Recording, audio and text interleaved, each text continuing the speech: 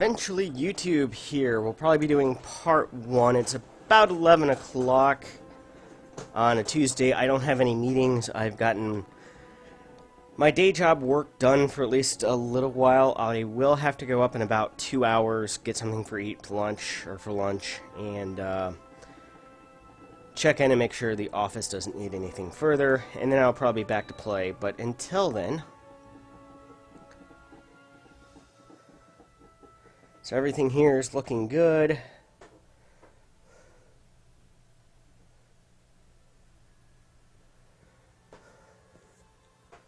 Alright, so we're here at 2.2 beta, which released, I guess, about 5 or 6 hours ago, but I had work to do when I first woke up this morning.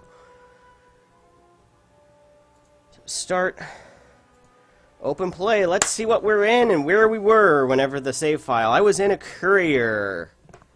So this is probably about a week ago. We'll see how much money I don't have, but there's always going to be the option to sell the cutter for 1 billion credits.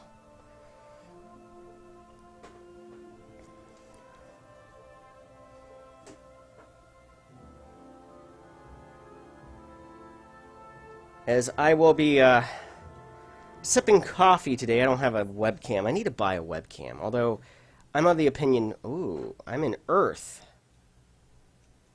This is a couple of weeks ago, then. 107 million credits. Alright, well...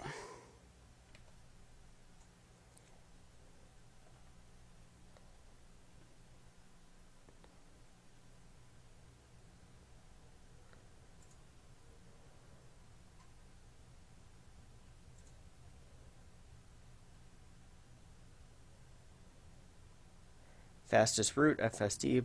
Let's see here. Supposedly, we're supposed to be able to filter...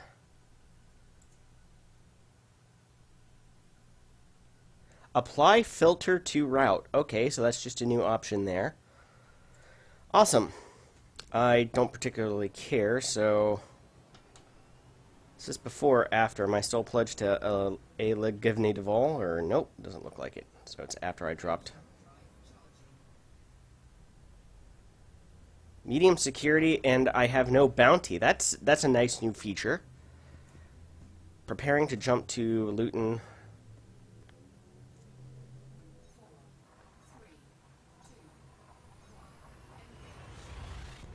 So now it tells you what your status... Ooh, the new Hyperspace. Oh, wow. Wow.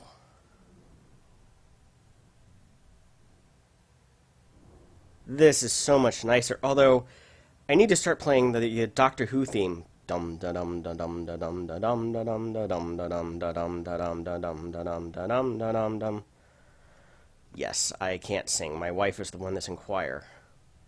Oh, but this is... Oh, you can see the star coming. Holy son of a... What in the hell is that? Holy... Whoa! What in the...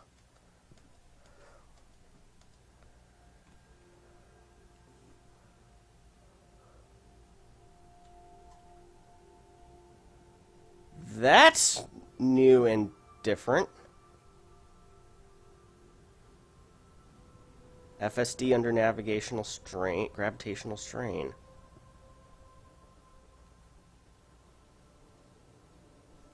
Oh wow, that's new and different.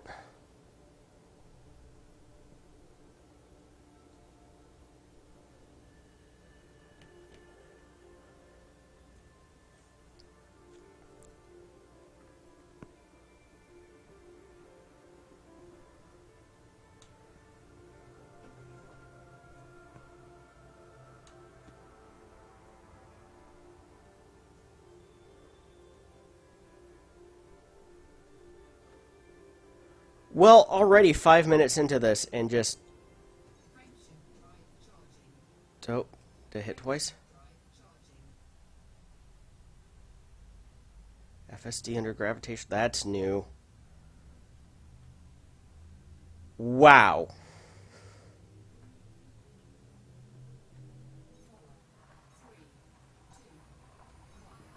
Oh, that's interesting. Now it auto levels you at if you're not exactly lined up, it'll automatically line you up exactly. Okay. So that's what happened there. Wonder what was going on. Wow. 5 minutes into this and just wow. That was amazing.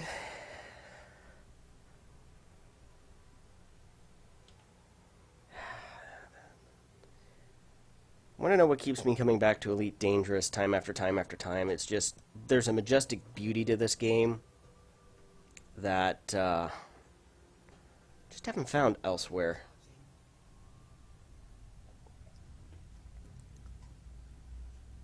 We were humanity's greatest warriors.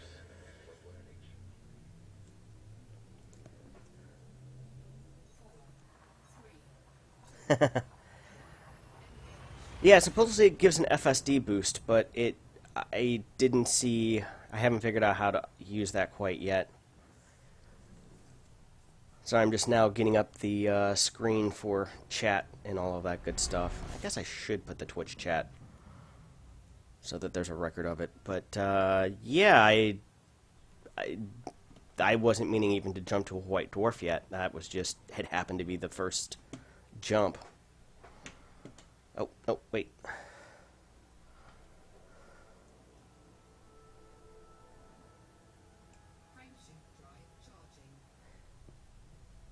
So systems are going to have more of a security status. I hope they beef up the response times of the intergalactic police and stuff like that as well. That might alleviate some... Yeah, see, it just kind of automatically aligned me if I was close.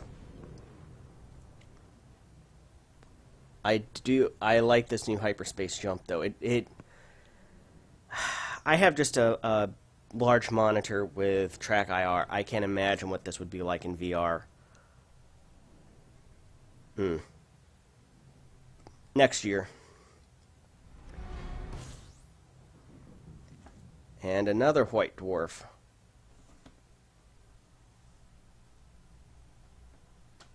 Oh, I don't want to get an E stopped here.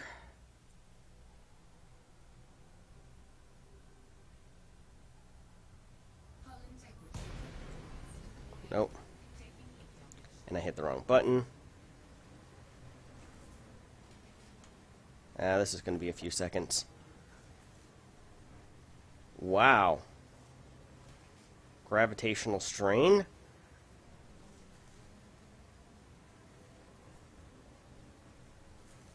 Well, this is not good.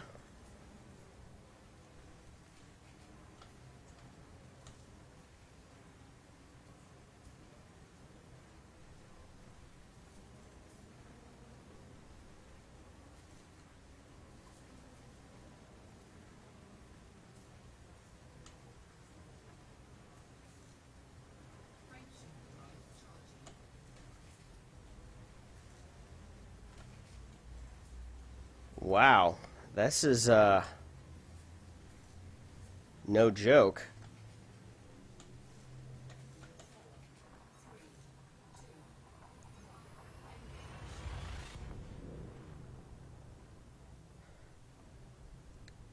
Now in this case I wasn't jumping any further, but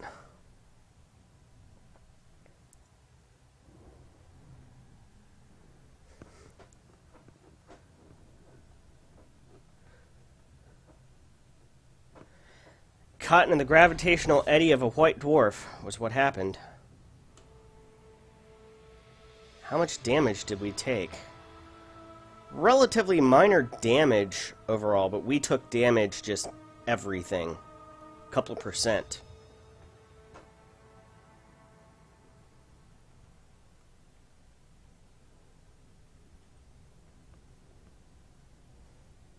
That's the new gravitational eddies around neutron stars and I guess white dwarfs. Where supposedly we should be able to charge our FSDs in those and get a boost to jump range. With the caveat that you're going to take damage while doing it.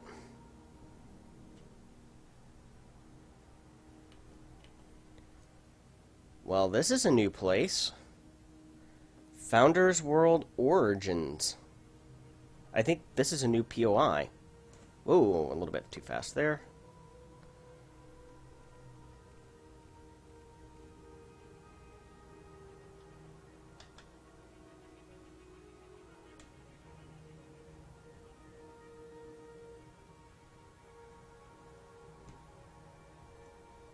Pilots Federation Secrecy is another POI.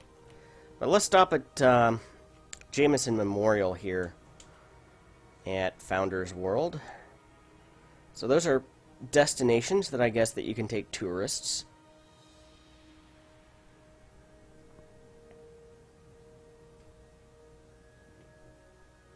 I'm guessing this must be on the planet's surface, which is going to be kind of interesting because I think it's going to start exploring some of the lore to the game that has always been there, but if you didn't seek it out, I don't think the average player would even know that it's there, which could be construed as a bit of a problem. So far, I think I'm about 15 minutes into this thing, and already I've blown my ship to hell and back in a gravitational eddy of a white dwarf. Hum the theme to Doctor Who, which I apologize for.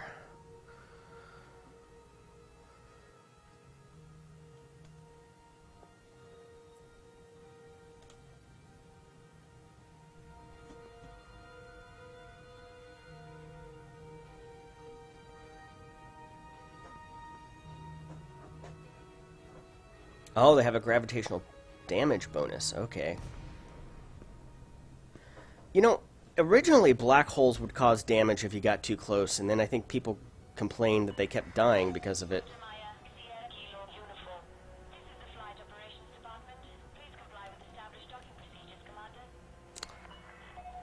And there's a Beluga liner. Hold on a second here.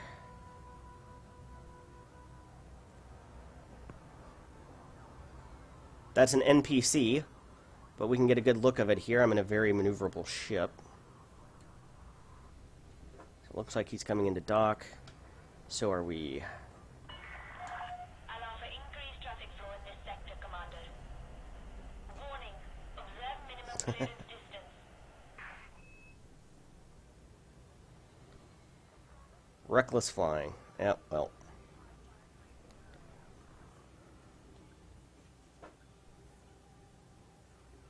Did we go too far? Claws?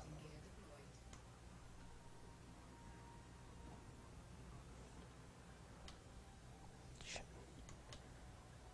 Some of the controls not bound.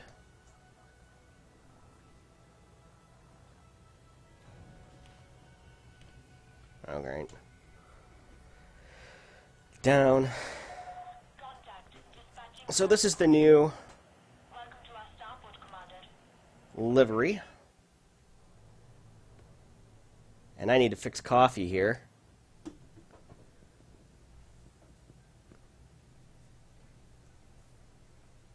SRV tour buses. You know, I hope they add, I was hoping they would add more SRV types. So paint job. I don't think I have anything else for the ship.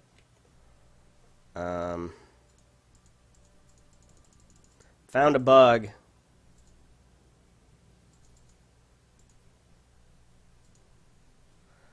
Back there does not work.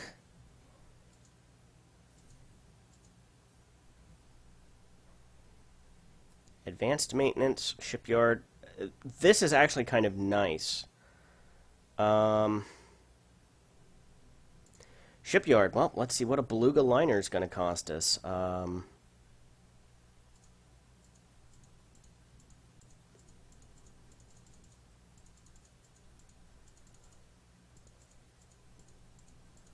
Beluga liner.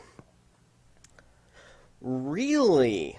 Now, it's 7 million. Traditionally, whenever they introduce a new ship like this, their cost and beta is 10% of what their actual cost will end up being. So according to this, a Beluga liner should be 74 million credits, if that holds true. Store current ship. Cost is new ship. Alright. So, going to get ourselves a Beluga liner here. And we'll test with the passenger gameplay mechanic first. Although, oh, I guess I can also put a fighter bay on here too. Now, Bob, one of the guys I play with on a regular basis, if you subscribe to the channel, watch me in the evenings, he's usually on. He has a working theory that size 1 fighter bays will, or one fighter bay will be size 5, and another one will be size 7 that'll hold a dual fighter configuration for the cutter corvette. if the descriptions are accurate. Again, the Anaconda's description has always said that it would be able to launch a Sidewinder as well, and that didn't end up happening. So, outfitting. Let's see what the ship has. I do not know. Hard points, 5 class 2. And for right now...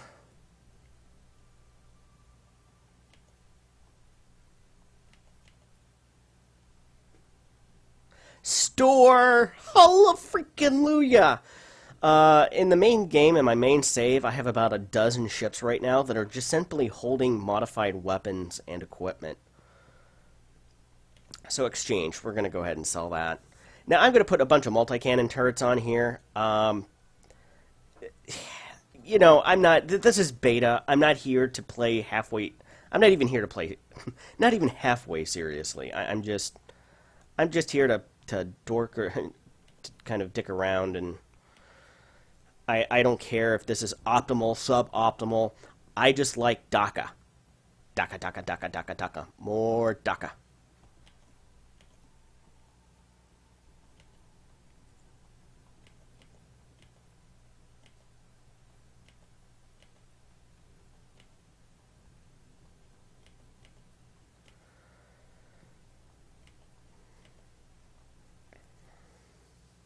Oh, heck, we'll put a beam laser turret on here. Because, why the heck not? More DACA. Okay, utility mounts. I'll come back to that here in a minute. Core internals. Ooh, only a 6. Yeah, you're not going to be running a lot of beam weapons on this ship, that's for sure. 6A power plant, exchange.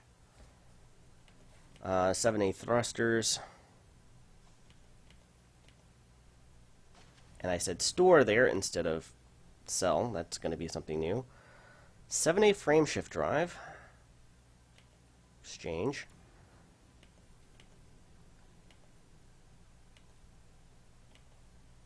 Again, for better jump range. So 20 light year jump range. I had said in some forum posts and on Reddit and stuff that I suspected that the ship was sounding like it might have very good endurance, but only 20 light year jump range. And it's looking like... I'm going to end up being correct, at least on the 20 light year jump range part of it. And only a size 5 fuel tank, 32 tons. I may be wrong about that too. So, it comes stock with business class, 6 shield, so size 6, browse shop. 6, I think, is bi-weave territory. Anything larger than a 6, I tend to go with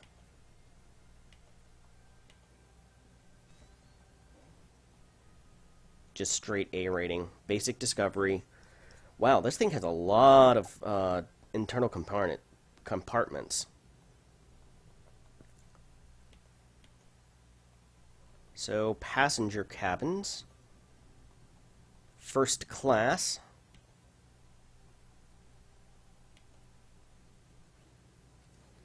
Two. Passenger. Ooh. Interesting. Do I not? So they have to be at least size 4 for passenger compartments, it looks like. If I'm reading that correctly. 5 luxury. Yes, we'll go ahead and put a luxury class cabin in. Yes, it looks like size 3. This is going to probably be for these ships where you're going to put your fuel scoop.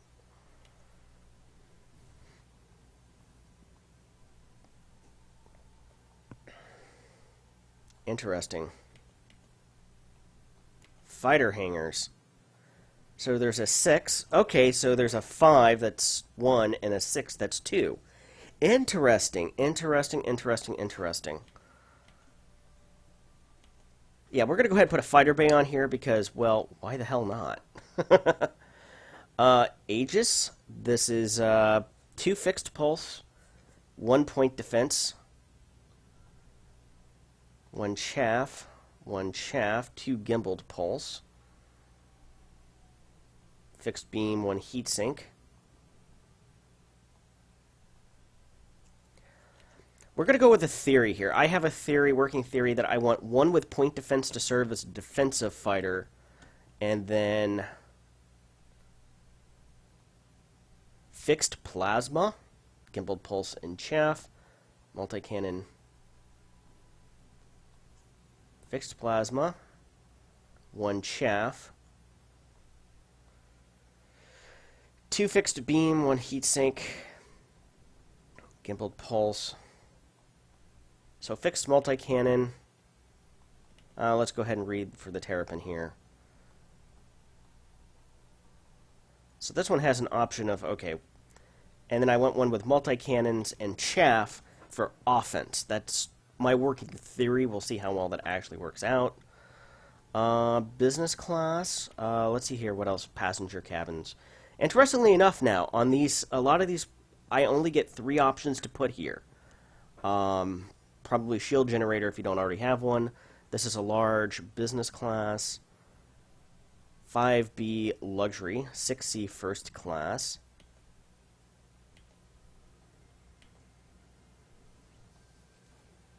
And we got business class. We don't have any steerage though, but you know, this is a luxury liner here. Yep. Fighters. Internal compartment. I'm going to go ahead with a fuel tank here.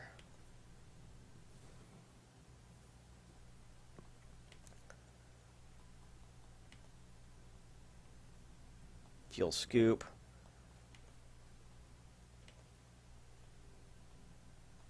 And then you could put in cargo racks, I guess, if you wanted to.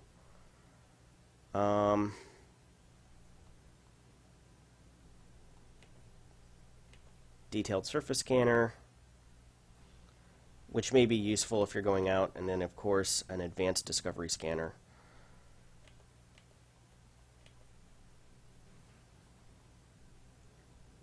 Extra 8 tons of fuel. If you're going to more inhabited space areas and stuff, I think that these would probably be better suited for fuel tank. So yes, we have fighters on board to protect us and all of that. Livery. Oh, fighters. Paint jobs. Browse. Awesome.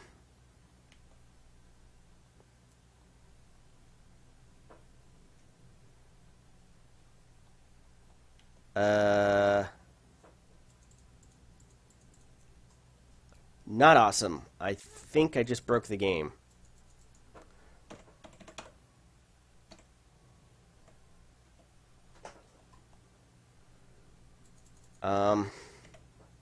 Yeah. That, I can't get out of this menu. Several of the menus are broken, is something that I've noticed. But it... Nope, crash.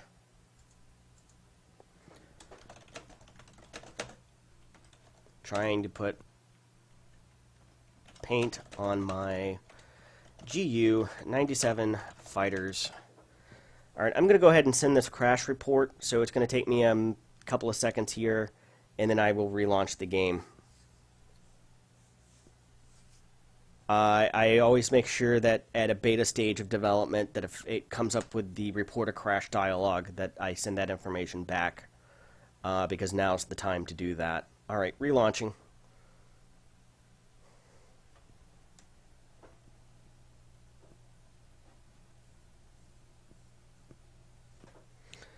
I would think that as well. But there's a couple of things also I want to see. I want to get into my cutter as well, because I think that the cutter should be able to fit at least some of those passenger terminals. But at 75 million, I have enough in the bank right now, in the main primary save, that I should be able to buy a Beluga liner as an additional ship. Apologize if you hear rattling around in the background. I'm fixing a cup of coffee while I'm waiting for things to come back online. The coffee today is actually, I don't remember what I have down here. I'm assuming it's probably Dunkin'. but I may be wrong about that. With some peppermint mocha creamer. Alright, start, open play.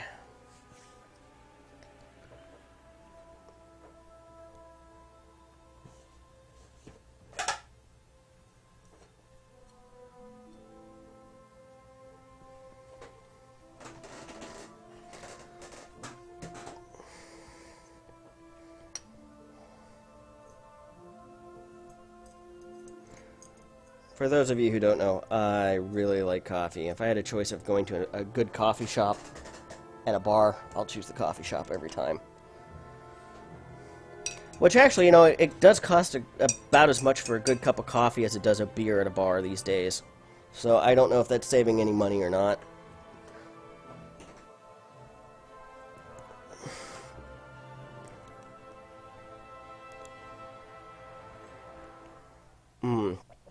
Peppermint mocha tastes like Christmas. And it's getting to be fall here, although it's supposed to be back up to like 90 freaking degrees tomorrow. Alright, Starport service is here. I am not going to mess with the livery screen. I have learned my lesson. But we're going to go to the crew lounge. Our fighters, we have fighters, we're going to need crew members. I can take one crew member on board. Interesting. So you can have 2 fighters, but it doesn't look like we can actually... What the hell is up with this guy? Okay. Sorry, I have a little bit of glare on my screen. We're going to hire our pilot. Confirm. Profit share, 12%. You know, that's taking quite a bit. And, I like this guy. He kind of reminds me of, like, Ice Cube, so, yeah. 2%. Stefan Williamson. You don't look like a Stefan, although I don't know. Crew slot. Harmless. Jarvis Franco. My home system is in the back of the beyond. It's wonderful. I haven't even... Okay.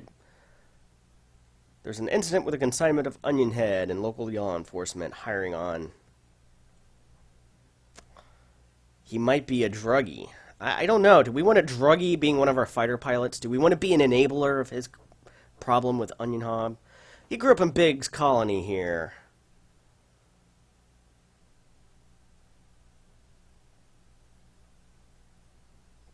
So he has a purpose. Okay. Well, you're mostly harmless. 4% share, so... Yeah, we're going to go ahead and we're going to set you active. Exit. Because a lot of people are wanting to know how much it's going to take to... Okay, we're going to go ahead and refuel all here. Passenger lounge.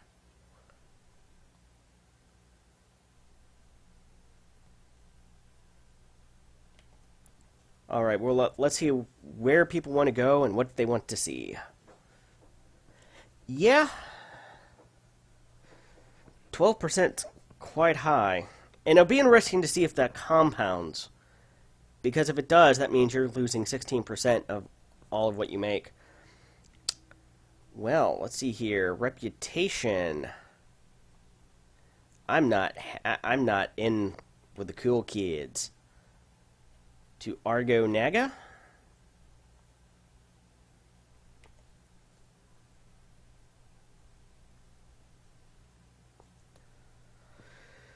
Okay, so we have one for Argo Naga.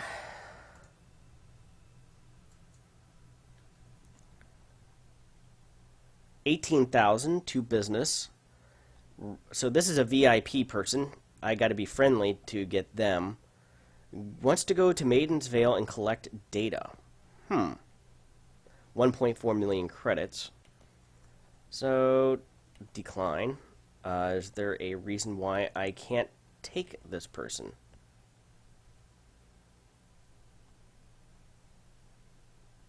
Oh, you have to go down here.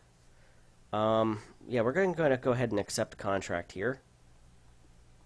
Sometimes you just got to learn how to do it. Faraday Wing and Wing. Ring. And over in Bunda. I know where that is. Okay. First class.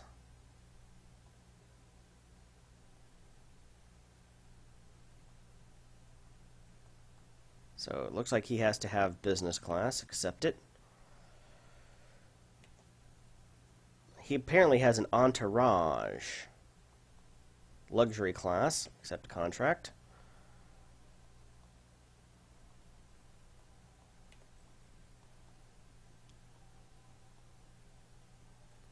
Economy.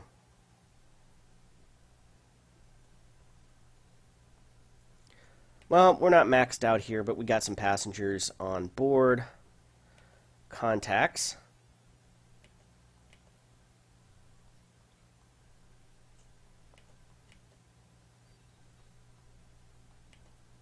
Don't think I have any combats. Authority contact. Okay.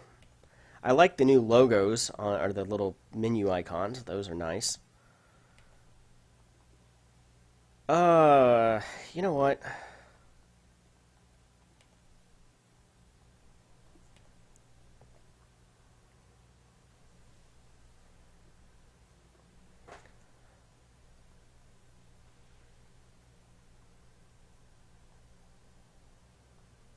We'll see what it's like to actually dock it. I have a docking computer on the cutter for no other reason than for the first 2 years of this game. I come from an era where you learn to dock your own ships, because if you use the docking computer, 9 times out of 10, it would likely kill you. Like, try to dock you through the side of a station. But when I got the cutter, I was like, I don't have anything to put in this class 3 spot. Another fuel tank doesn't really help me much. Cargo doesn't really help me much. Ship detach complete. Restrict speed until clear of the station perimeter.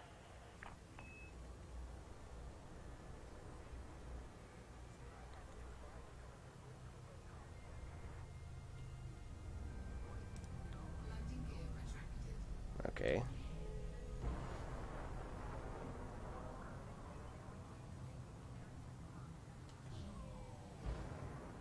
So about 290 as configured, 295 on boost.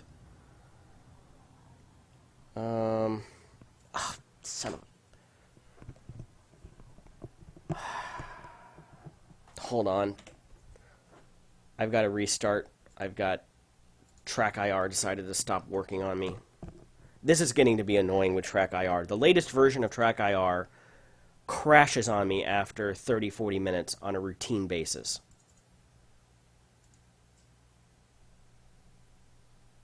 Yes, I know Track IR 5.4.1. Never had this problem up until they released the update this spring. I used to be able to leave it running for literally days at a time and not have a problem. But it's getting annoying.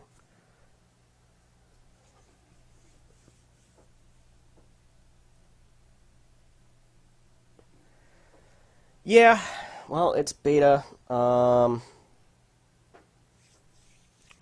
5 o'clock, so I'm assuming that probably people are getting home in the UK from school, and in Europe they're getting home from work and school, so people are logging on to try it out. I apologize for this, but I mean, I can't complain too much. I've had Track IR for about 3 years now, and I don't think it's a hardware problem. I think it's a freaking software problem with that and Windows 10.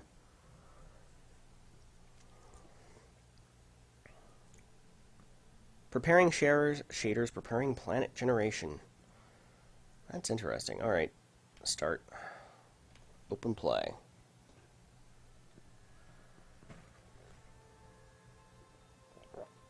So we're going to see what it's like to fly this ship into an atmosphere. Well, I guess not an atmosphere, but to a planet and to a station.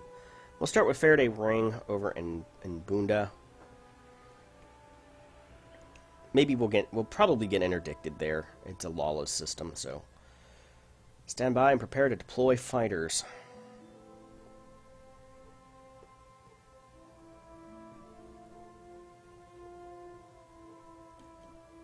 It kind of disappoints me that we can't bring 2 pilots with us, and if we can have 2 fighters.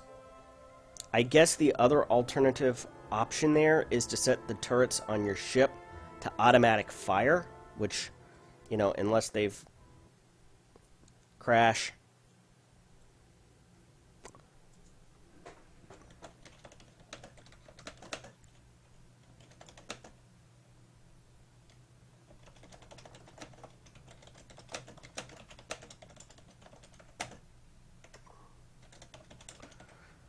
Alright, sending crash report.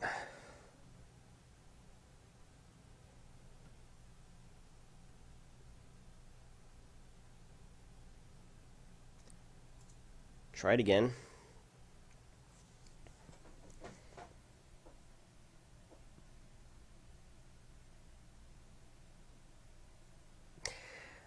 I'll have to see. Now, track IR works, it's just like after 30 or 40 minutes, although this computer, I don't think, has any USB 3 ports on it. And even if it does, I have track IR right now plugged into a USB 2 hub. So, or no, wait, it's actually plugged into the back of the machine, I'm sorry. The headset's plugged into the USB hub, or the Track Clip Pro. Alright, let's hopefully it won't immediately crash this time. Going to open play. If it crashes this time, I will probably load into solo play. I've run into this before in betas, that there get to be so many people that it crashes the frame rate and crashes the application during beta tests. So, and Founder World is one of those places. You're probably right with multi-crew being allowed, well, allow multiple fighters. I was really hoping that we would see some early 2.3 features. I suspect that we're going to see 2.3 around the holidays, and then we'll see 2.4 sometime next year. And it'll probably be 2.4 plus slash 3.0. Alright. So I need to go to Bunda.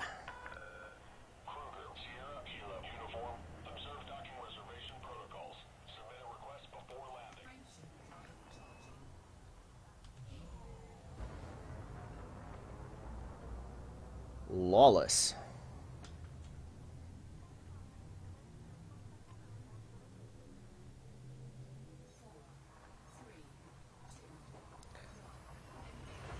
Well, so it doesn't look like you see any crew with you right now. So they're just kind of back in the back waiting to get the order to launch, I guess.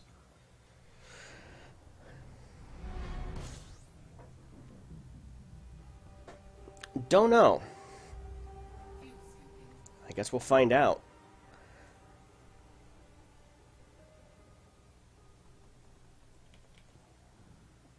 So it looks like the Beluga liner can only carry...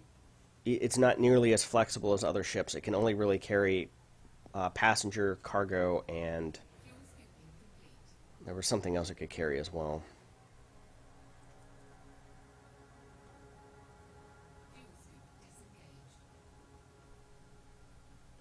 Inventory. Cabins. 2 of 16.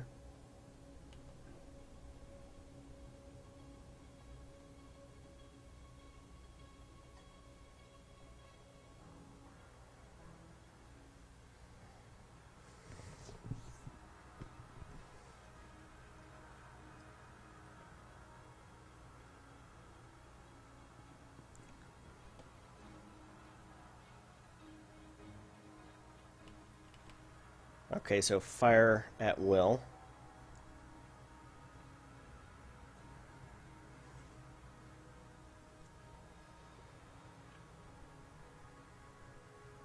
But it doesn't look like passenger cabins require a lot of power. But then you have those class 3s that nothing can fit into, so I'm going to assume you're going to use that for fuel. Extra fuel tanks, fuel scoop. Things of that nature. Docking computer if you want one. Now, not so much here, but in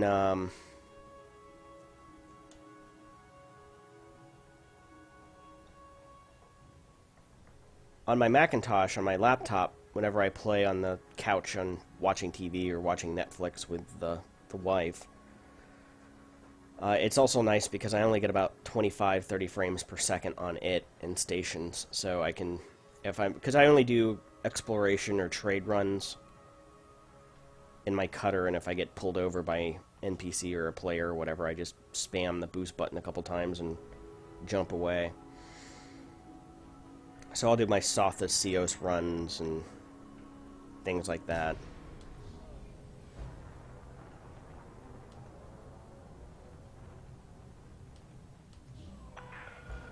South Kruger, Sierra Kilo Uniform. This port is under federal control.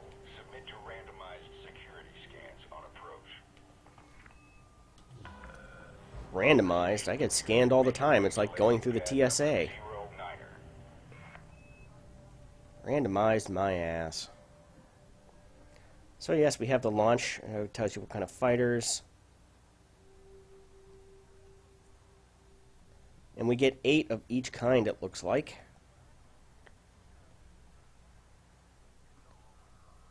Helm. SRV crew.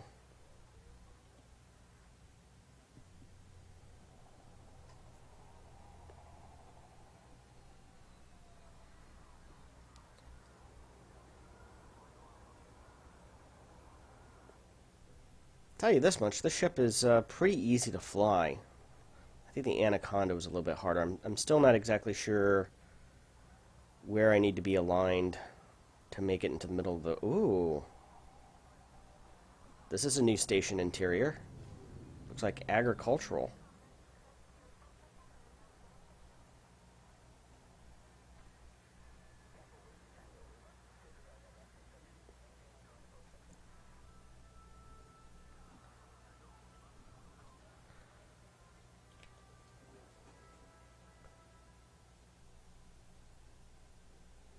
Oh, yeah, that's... Oh, wait. Nope, there we are. So, let's take a look at the Beluga liner here with our remote camera. Just the top shape of it there just reminds me so much of the Airbus A380. It just seems to follow those lines, and I'm sure that's partially on purpose.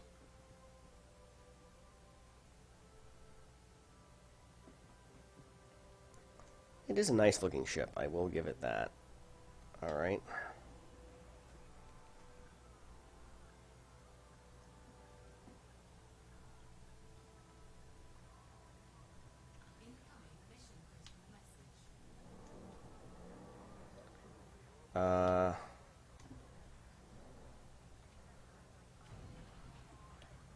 Why won't you dock? So we got a mission update here. Touchdown sequence complete. Dispatching ground crew. Welcome to the station, Commander. And at least now it'll tell you it's an agricultural economy. Half the time, I mean, I can tell that by the station interior now. Claim reward.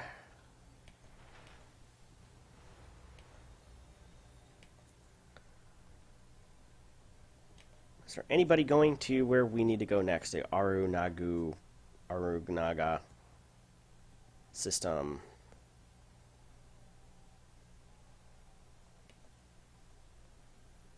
Nope. And nope. Seeking Adventures and Zeons. Nope. Alright. So what does these people want?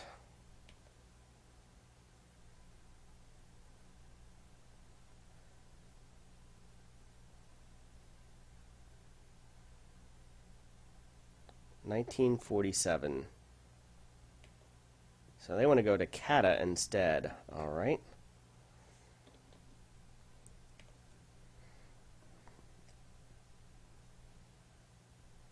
See, I could understand that if they had the Dolphin in, and I don't know why it's always going to Powerplay. Kata.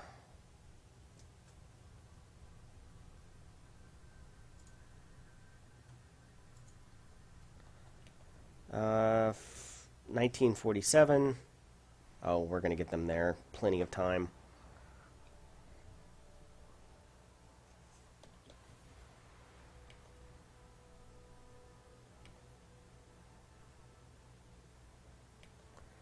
Tiana Fortune. Clear of the landing pad. Observe queuing system when exiting the station. Cirrus permit issued.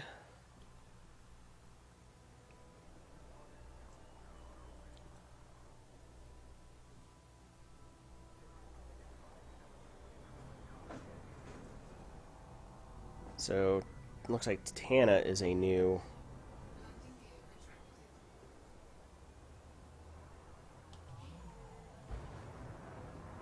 engineer.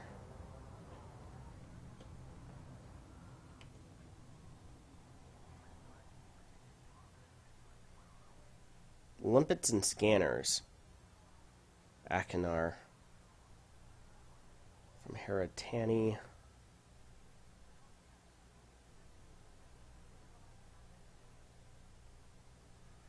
"50 decoded emissions data."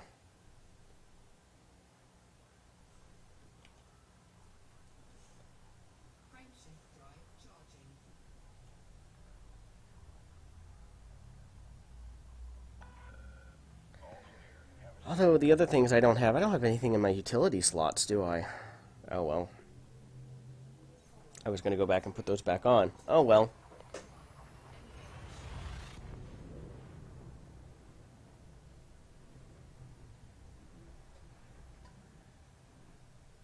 Yeah, I tell you what, there's actually quite a bit of detail in the mechanics of these ships. It's just that unless you go looking for them and have the opportunity to view them from the outside and the external camera, you just don't know that they're there. There's a lot of animated details into these ships that just, you never see.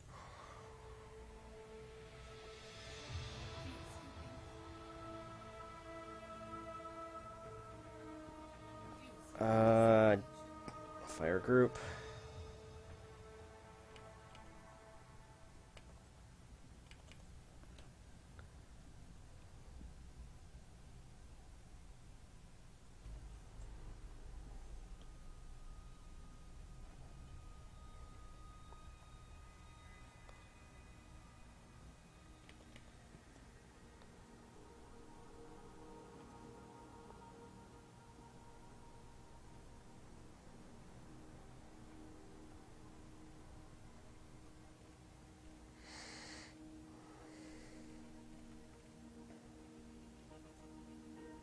The other thing that could be interesting is if you have all turrets on your ship, can you assign your pilot to fly a fighter and then you can hop in a fighter?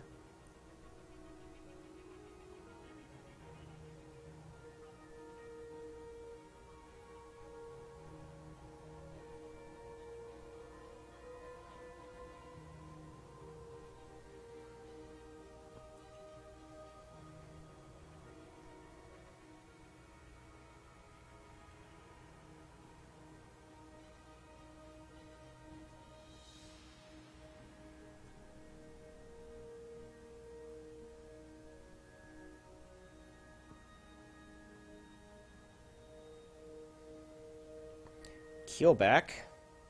Clean.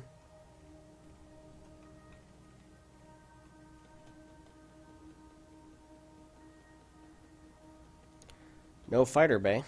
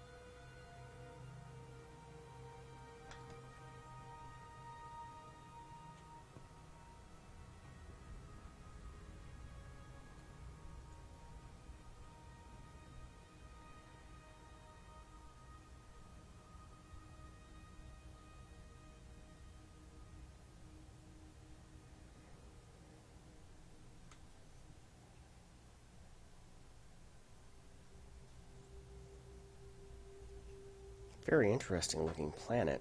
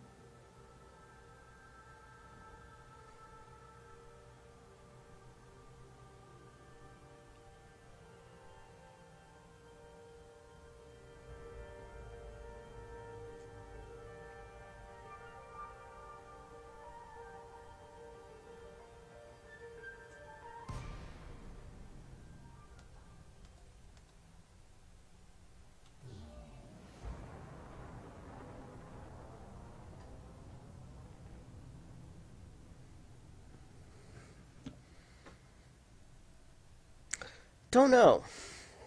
Mining with fighter escorts could be very interesting.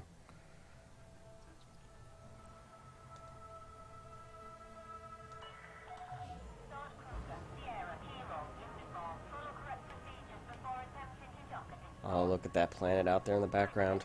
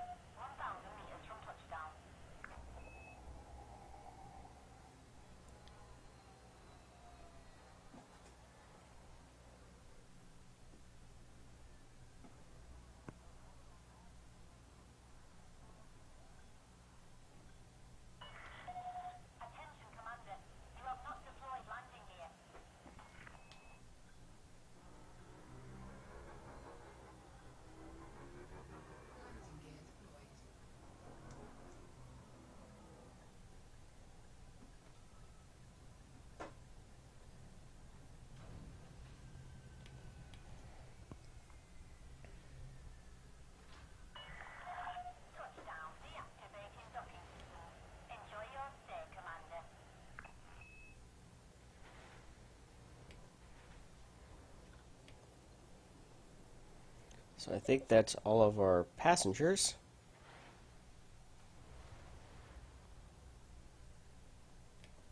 Now can we find some of these shady contacts? Not here.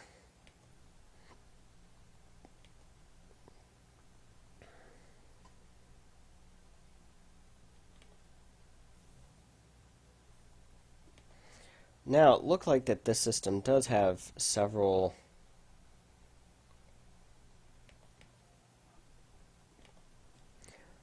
well, you know, sometimes if you can't find trouble, you just got to go looking for it.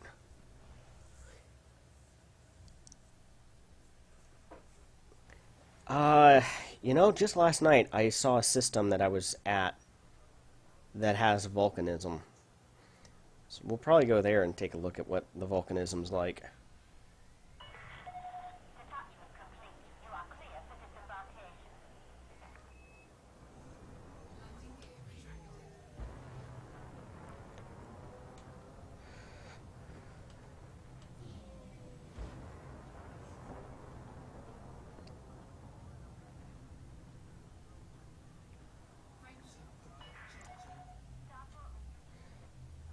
So if the 75 million holds true, this is not going to be that expensive of a ship.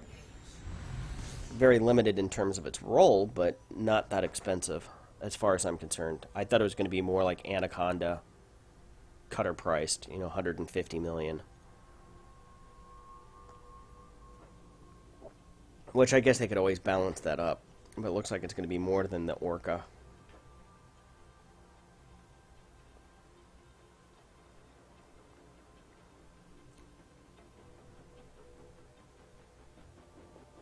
It does have a very nice bridge, though.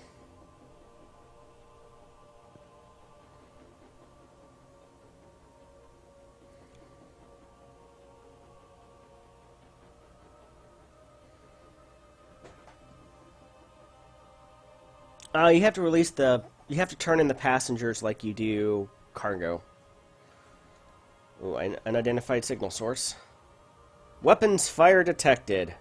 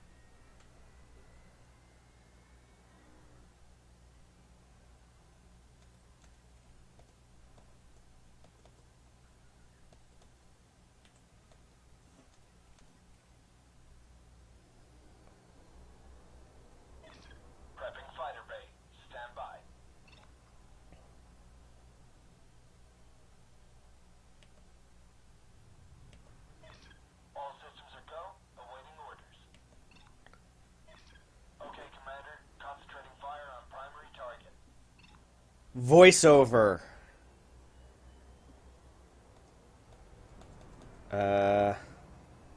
Next question. Oh, why are none of my guns firing?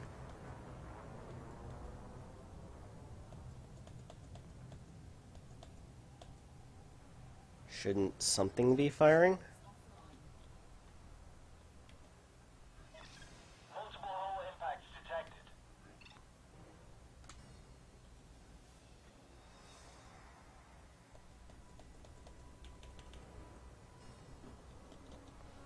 Why?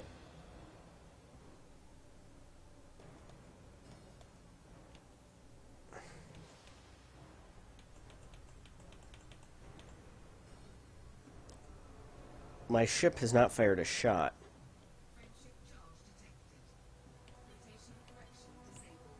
Rotational correction enabled.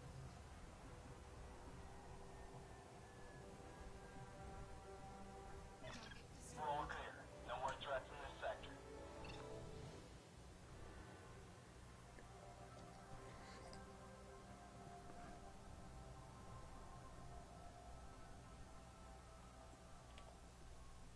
So I think you have to slow down in order to deploy. Back to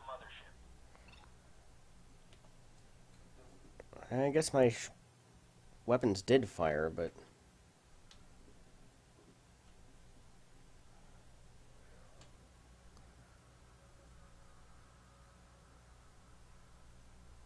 certainly did not see them fire.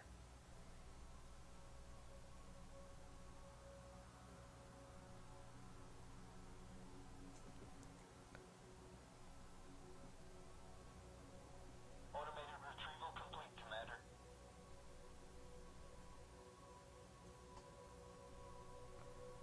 So and there's two up there. Alright.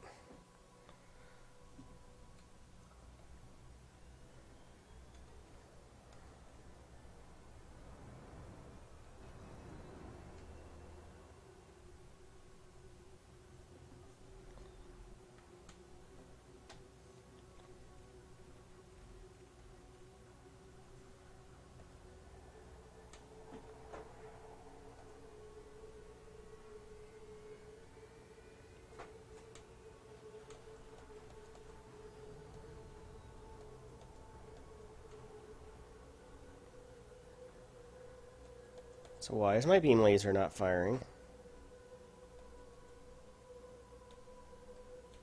Target shields offline. 38.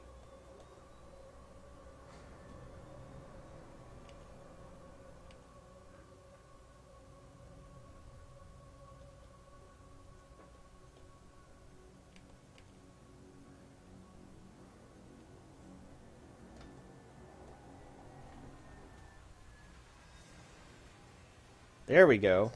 Now we're firing. Target destroyed. Hmm.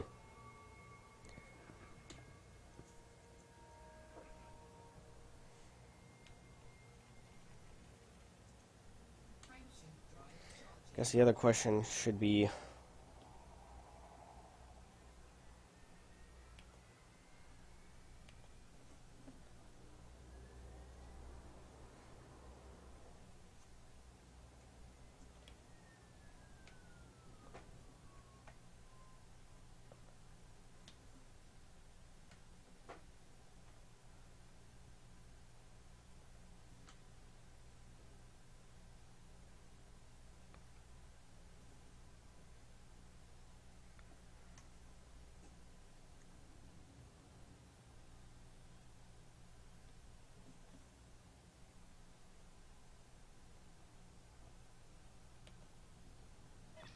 Commencing fighter deployment.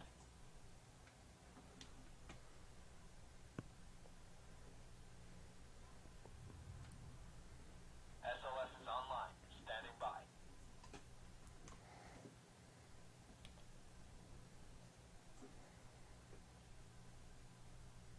Ship launched fighter, SLF. Okay. So next question.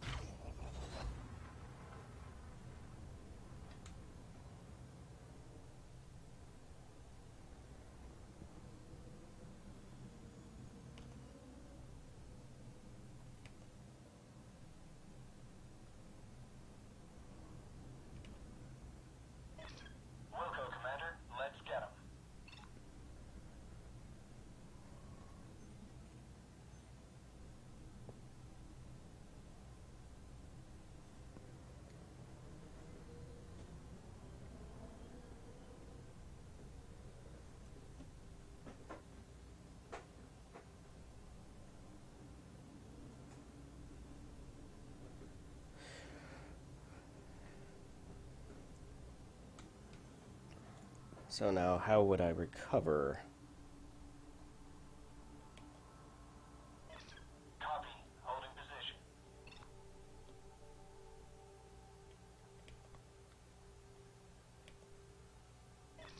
Initiating fighter recovery. You are a go for approach, Commander. Woo!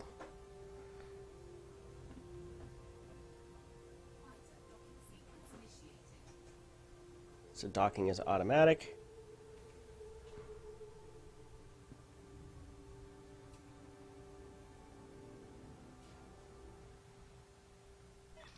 Fighter is locked down. We're good to go, Commander.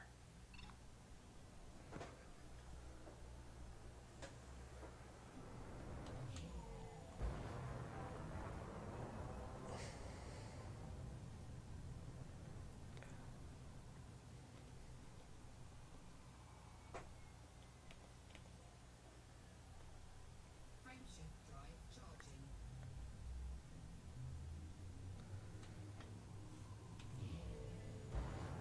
Alright, let's see what happens when we go to a resource extraction site. I'm just going to pick a low intensity for right now until I get used to the fighters deploying.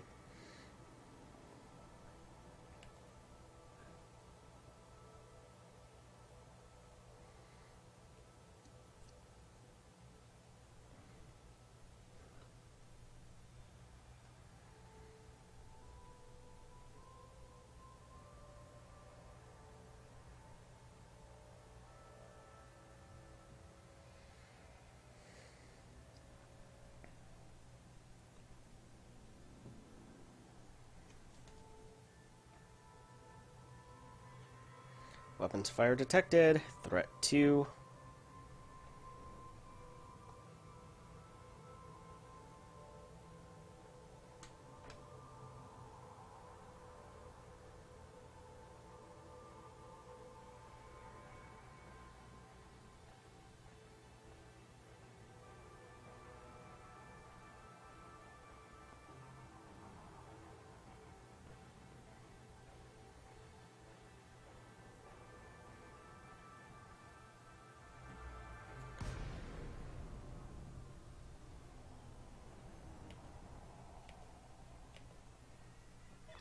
Prepping fighter bay.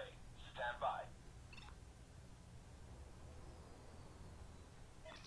All systems are go. Awaiting orders. Okay, so we'll deploy pirates.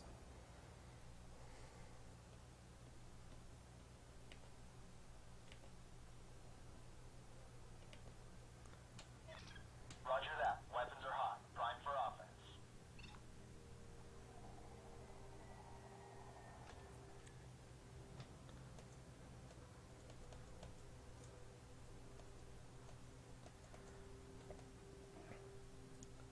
Oh, target only. There we go. Target shields offline.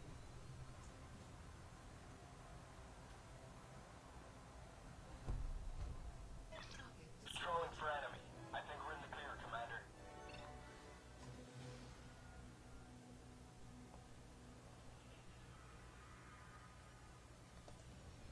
under attack.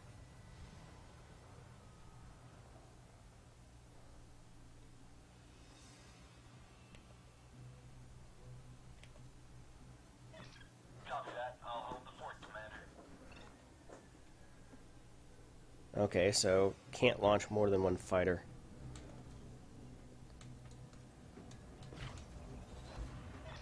Shields are down. I need covering fire.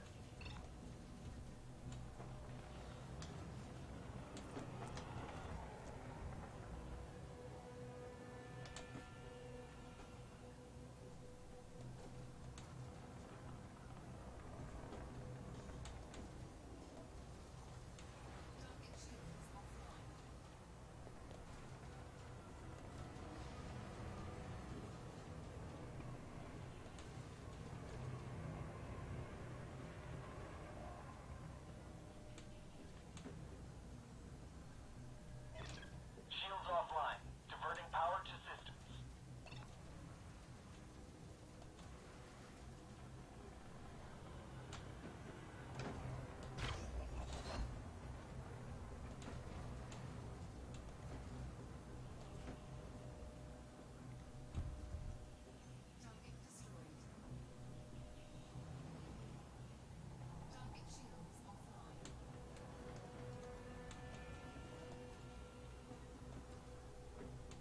Tell you one thing they do need is I need to know what the mothership's status is.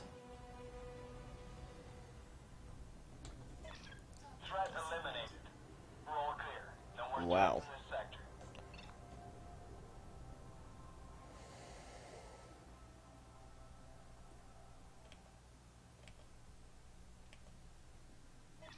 Throttling down for retrieval, Commander.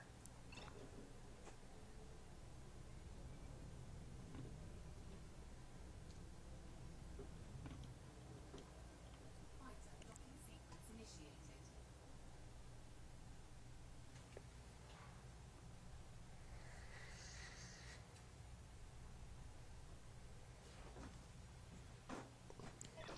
Retrieval complete.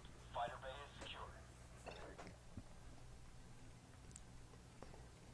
Yes, fire at will does not work very well, and I think I remember the reason why.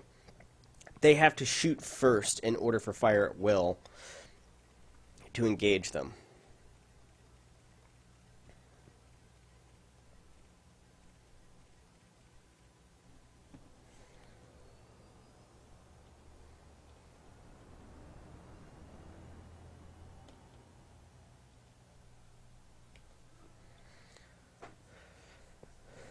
Alright, so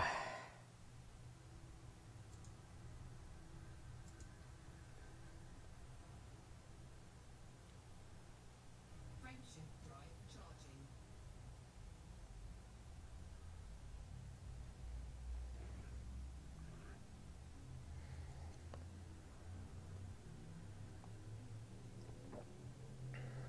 Four, three, two, one.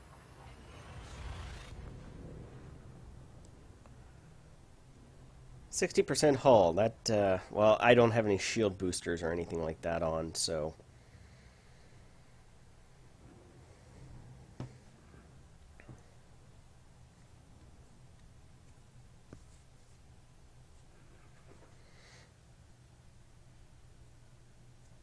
I'll double check and see on that in the lower left. If it is, it's not where it's obviously visible. Fuel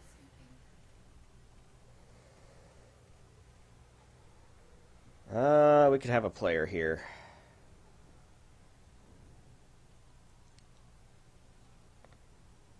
Die easy. Fuel scoop disengaged.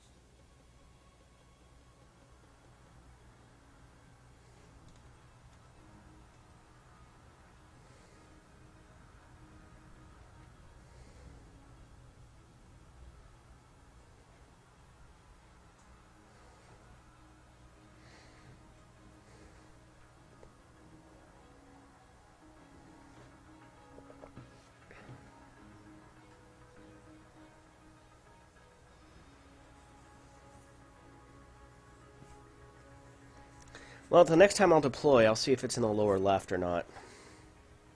But if it is, it's kind of one of those things. I kind of wish it was up where the wing was. Crash.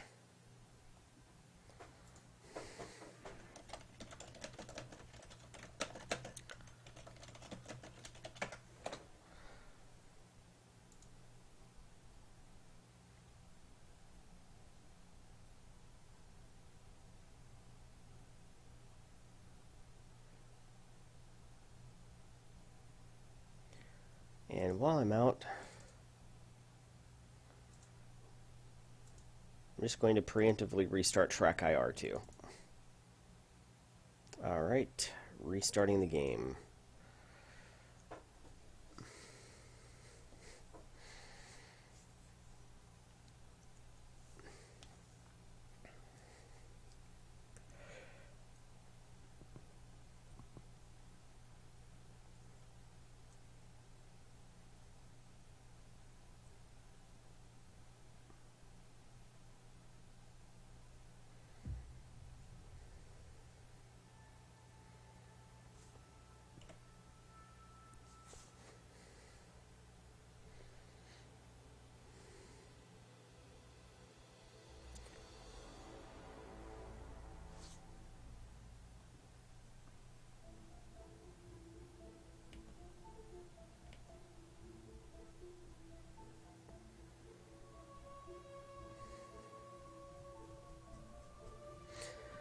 Although I do kind of understand, I do like the original concept art for the Beluga better. But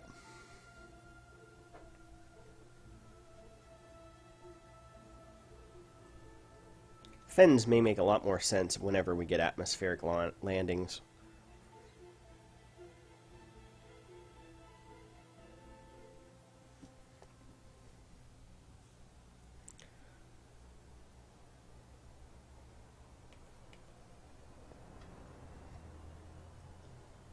Frameshift drive charging. We're going to take a look at the Pilots Federation origins. 4, 3, 2, 1.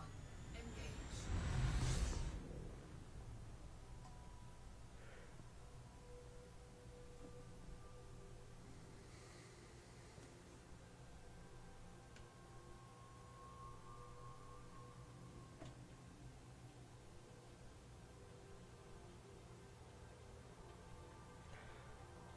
Actually, I take that back.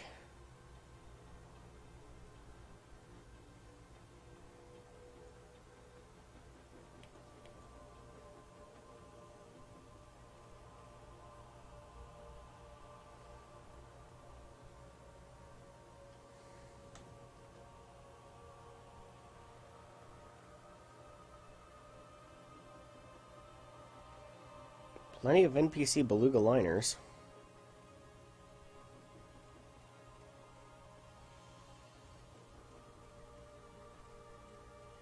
There we go, I should get a frameshift interdictor and put on this thing.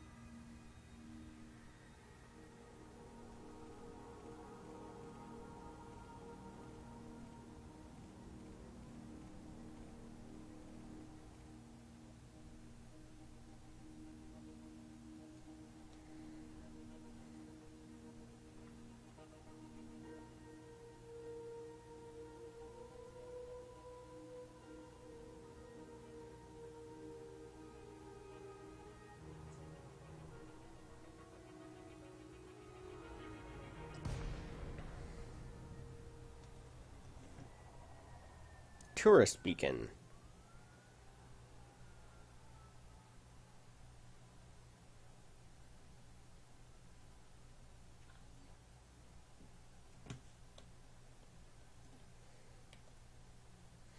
Much of what the Pilot Federation does revolves around secrecy, and this has many layers. Within the Pilots Federation, the elite federation of pilots is even more mysterious and secretive. The center of what is the elusive Founders world.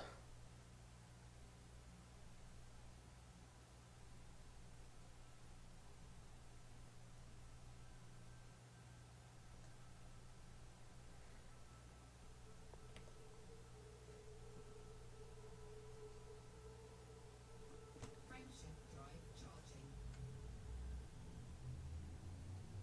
Yet everybody knows where Founders world is. Worst kept secret ever. Crash.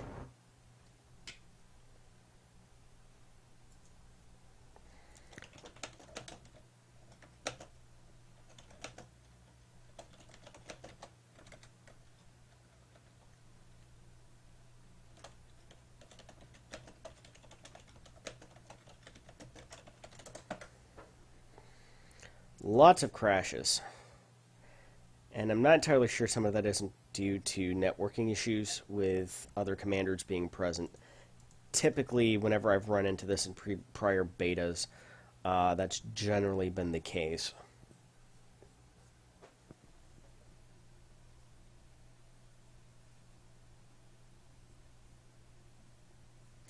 Modded anything on the Beluga liner yet? No. Stock shield. Well, when we go back, I have it's size 6 is the largest shield you can get on there. I have a bi-weave on there. My general rule of thumb is if it's under 6 or under, go bi-weave. If it's above 6, just go an A-rated shield. But we'll head to the outfitting screen here momentarily. If I can get to Jameson Memorial without crashing. Yeah, I think that's what I'm going to do. I'm going to try solo mode.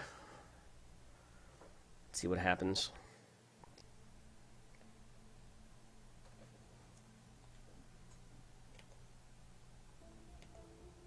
See if that helps.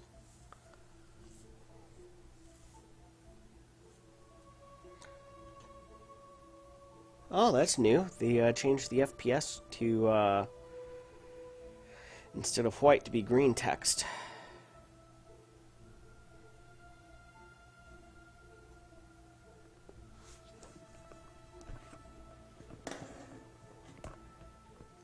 I have a GTX 970, so for frame of reference. And I should have it linked or locked to 60 frames per second, which is what my screen handles. Frameshift drive charging. 4, 3, 2, 1. Engage. I mean, on jump out and stuff like that, it drops to 58 frames per second, which, meh.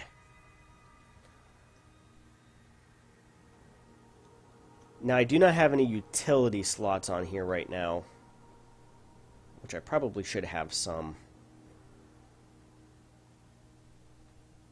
But the ship does have restrictions. You can either carry cargo or passenger cabins on most of its modules, the ones that are size 4 and up. It does have a lot of modules, though. It has several size 6, size 5, size 4, and size 3s. I think it has the most internal compartments of any ship yet. Which probably means that the min-maxers out there, although I don't think you can fit hull reinforcement. We'll have to see.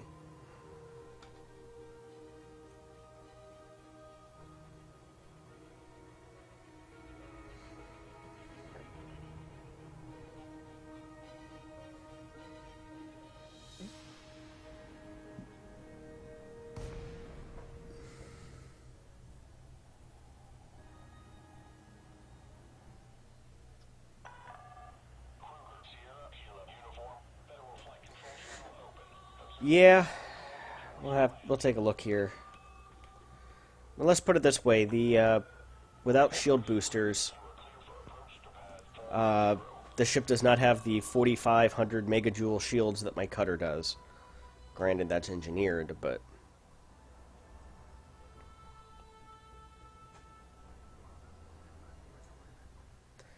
the save that they imported for the beta is from about 3 weeks ago or 2 weeks ago, so yeah, my things are not... Oop. Also, you gotta come in low.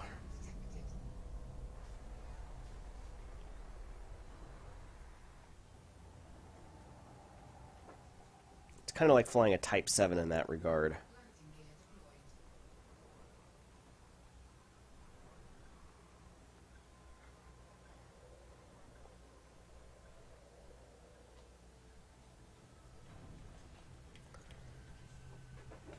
Now, the price of the ship looks to be around 75 million, 80 million.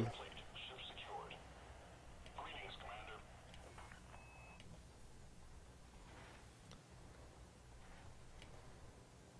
I do like how the new screen is organized. It's going to take me a little while to get used to outfitting being over on the right, but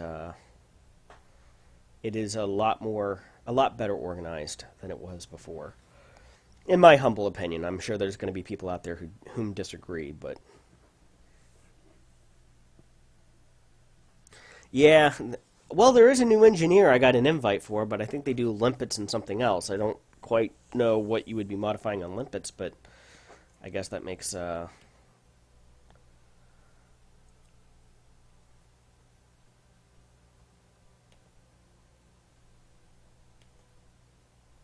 it's not telling me what my shield strength, 120 megajoules. We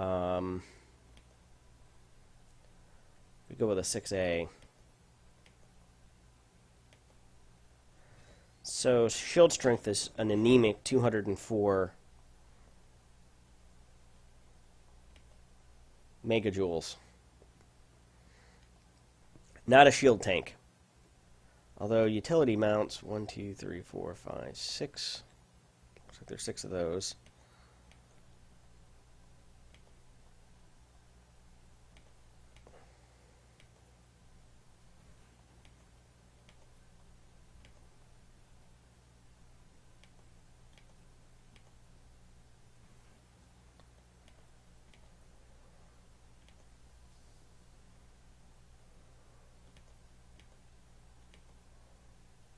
So 326 now, unmodded.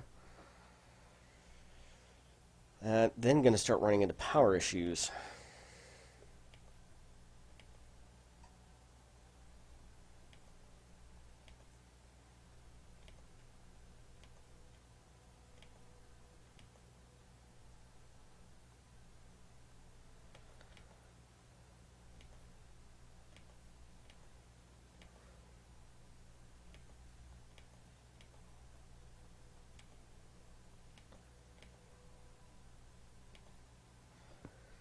So yeah, I would want to mod the power plant definitely on this thing. Even a tier 1 mod would be enough to probably run that on a good enough roll.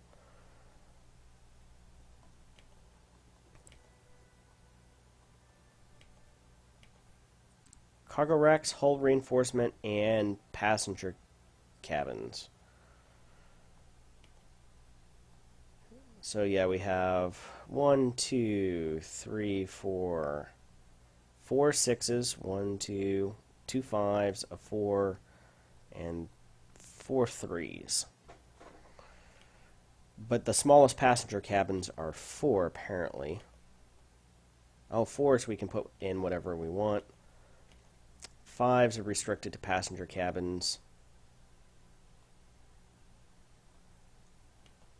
So it looks like 4s. Okay. And about 20 light year jump range. I don't know about maximum number of jumps per se. Starport services. Shipyard.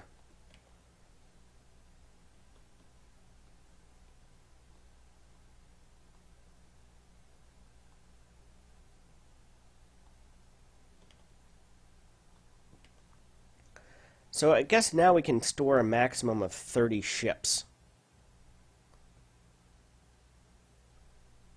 One of each. Ship transfer. Hours number. That's an error. So it would take me 48 minutes and 200,000 credits to get my Imperial Courier from Wu Ganari to here. Hauler. 15 minutes.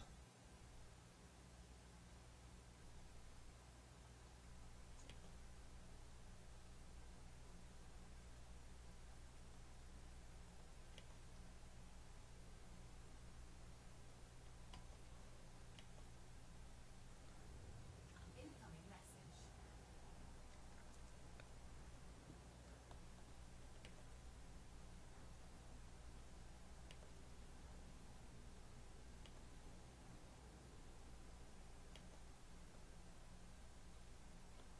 So I'm just trying things out here. Oh, finally I can get rid of this damn thing. It's been sitting there for a year.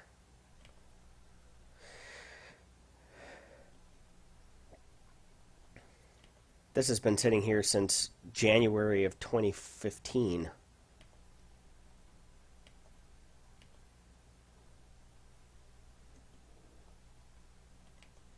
No idea why this is here. But it was marking a point at some point in time.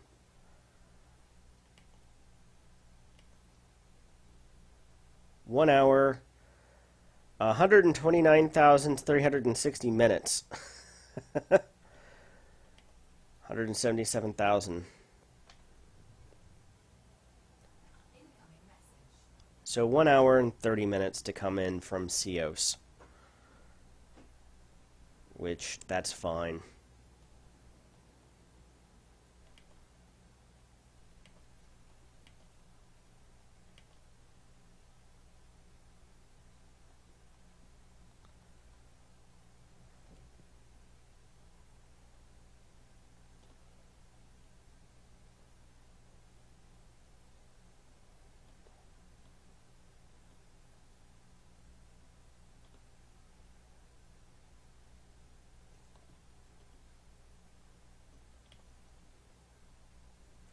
Use this ship, sell this ship. Yes, we're going to use it.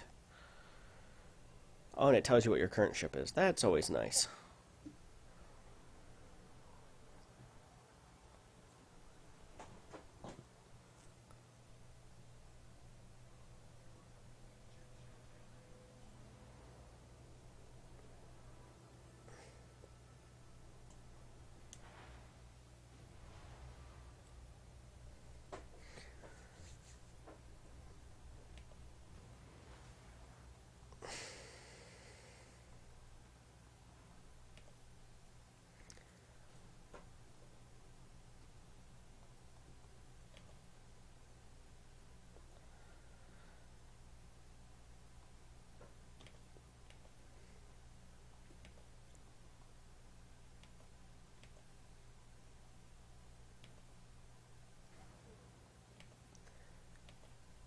Fighter slot.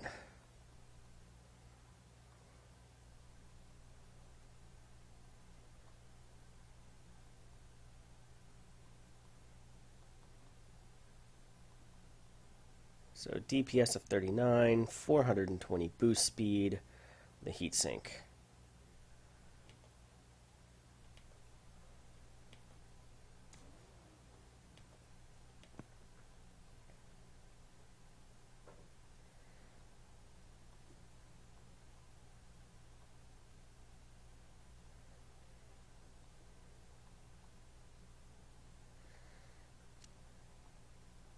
$364, $376. Oh, 420 boost speed.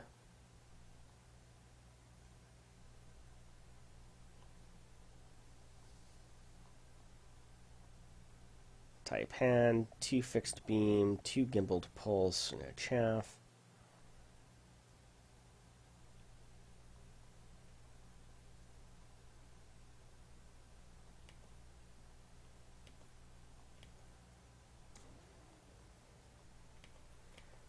Now, I can buy... Okay, you're only allowed 1 fighter bay per ship, much like fuel scoops and other things. Okay, so you can't sit there and just spam tons and tons of fighters. But passenger cabins. I can fit first-class passenger cabins on my cutter. Oh, this is wonderful. Wonderful, wonderful, wonderful.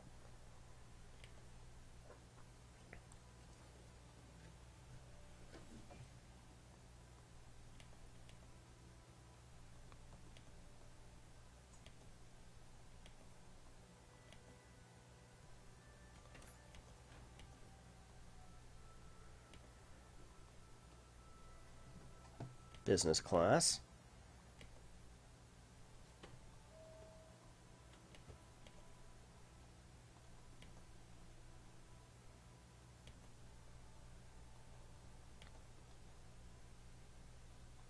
Now this is not my the ship that I have this day and age.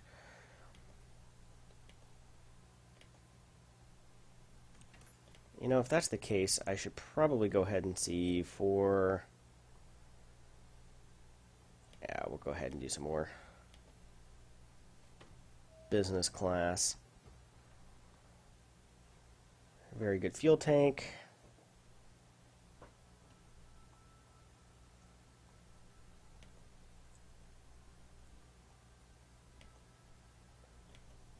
No active crew. Really? So crew harmless 2%. It looks like there's supposed to be a bar up here that tells you 3.7% towards, I guess, the next rank.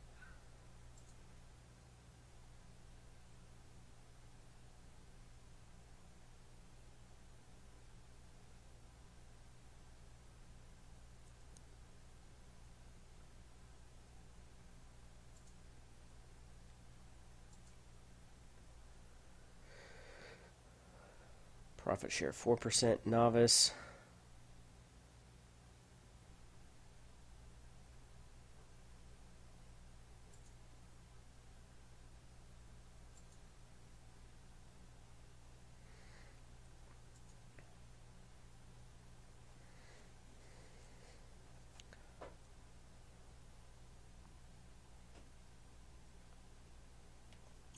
I guess I don't have any cargo space. Nope, I have 256 tons of cargo.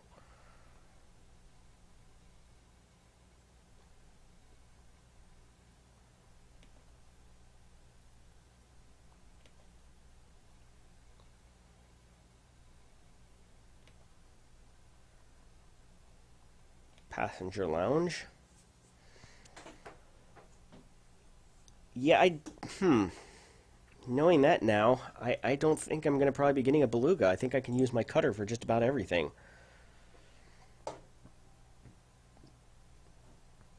I have to be friendly. Damn it. 10 million. Oh, passenger traits does not react well to danger. Hull damage will dramatically reduce passenger satisfaction. Oh, wow. Low value target. Unlikely to be sought by hostile forces. Secretive. Being scanned will greatly reduce passenger satisfaction. Neutral. Performing illegal actions will slightly reduce Okay.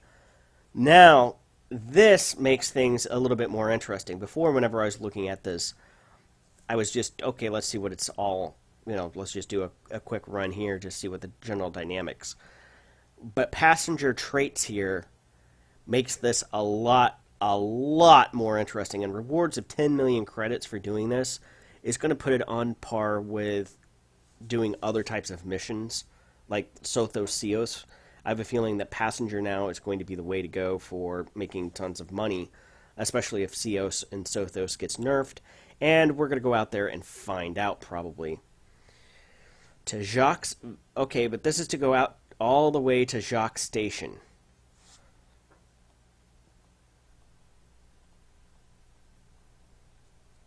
Six days to get there. Passenger count 2. They want business class. And you have to go to Colonial, 22,000 light years away. You'll receive payment when you return. Be prepared for a long flight. Fuel scoops will allow you to refuel from stars. Plan your journey.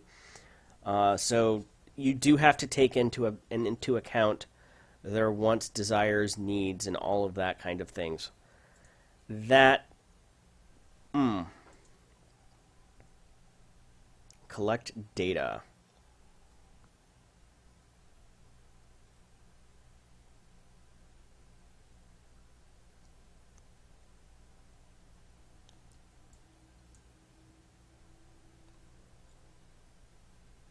And then space tourist, just seeking transport, tends to be more bulk. Maybe sent against you. Okay, so there's more to passenger missions here than I initially surmised, and that's wonderful. You have just your bulk passenger missions that are no different than hauling regular cargo, really. And then you have, it looks like, some of these VIP type missions. That does bring a new element of gameplay, challenge, and things like that.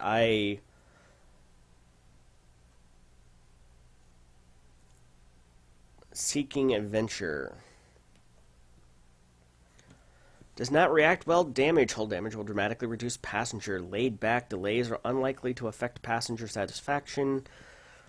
Low value target. Neutral. Performing illegal actions and slightly reduce passenger satisfaction. Demanding. Highly likely to make demands while on board. Denying these requests will reduce passenger satisfaction. Transport a rich tourist to Zavik Visitor Beacon and HR Deadly. Exceeds our current rank. Telemetry Suite 4. You know, it's really kind of a shame that this isn't in the real game yet, because in my actual live account I need Telemetry Suite to do my next upgrade for something.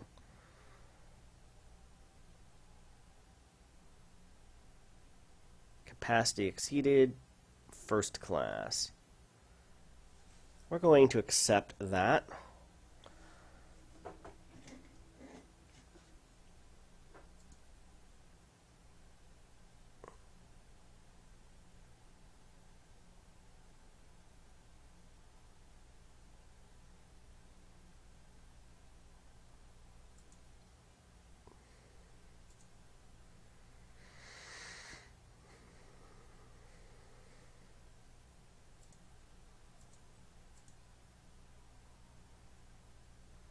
Carbon store close and collect data.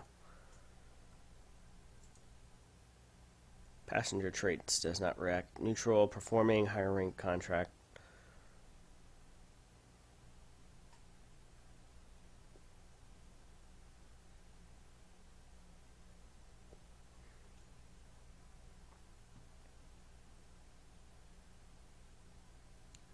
Okay, so 1,600 light years.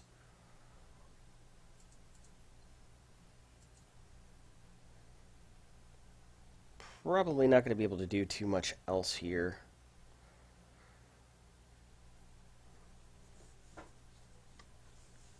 So that's nice. I'm really liking what I'm actually having to see there. So how long do we have? 12 hours. Oh, and passenger satisfaction currently is happy. Target body, scan required.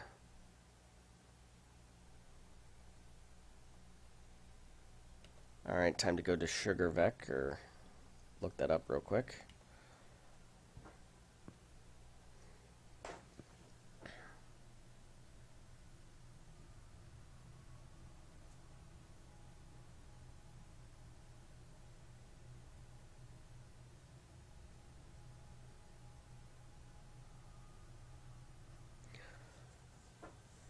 Alright, so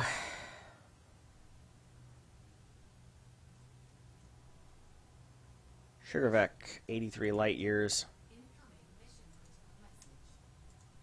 Uh-oh, incoming mission critical message.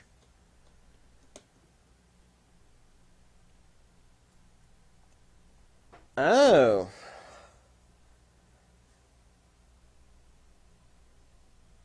My Imperial Eagle has arrived. Galactic Logistics. My Cobra has arrived. That was not 1 hour and 30 minutes.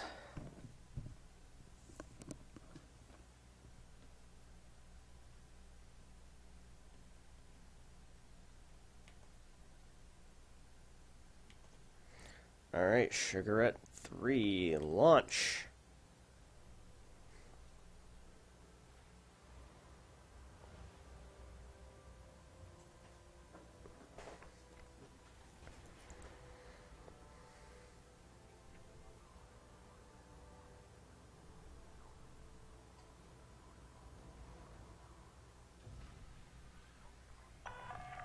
Ship released. Access corridor is clear.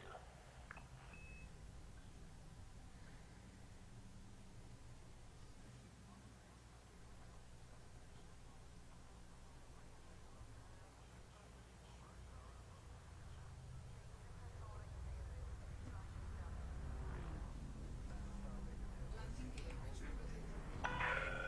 Caution. Maintain safe separation.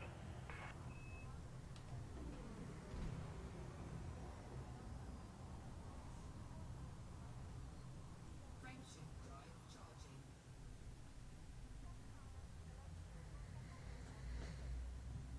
I do like how it tells you now where you're jumping to, its security status, and your current status there.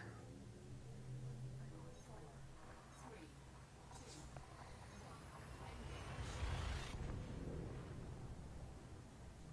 And I like the new hyperspace effects. As I said, it looks cool now. I can't imagine what this is going to be like in VR, what it is like in VR. I think that if you thought it was nice before, it is just going to be phenomenal now.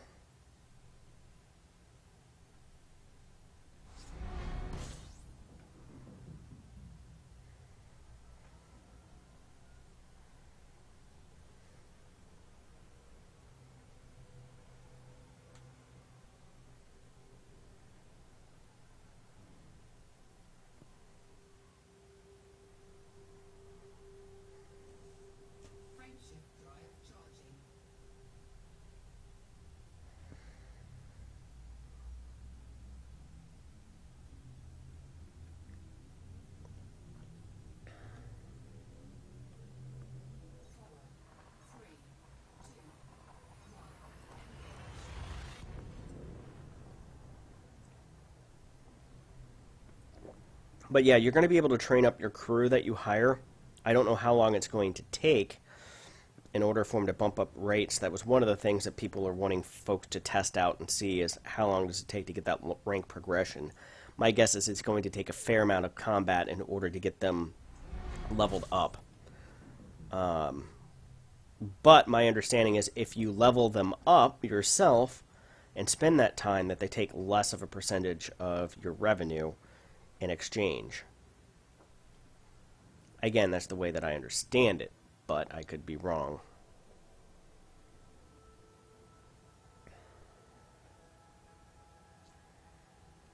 Frameshift drive charging. I bet you I have bounties in Kata and other places.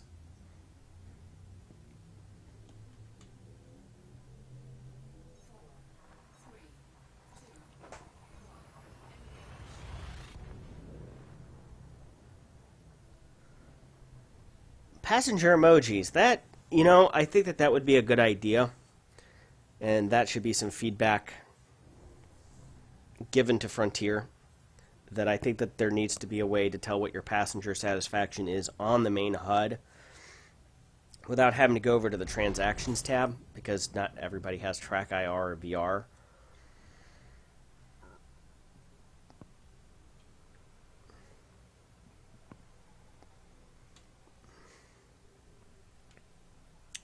Not going to be able to afford it this year, but next year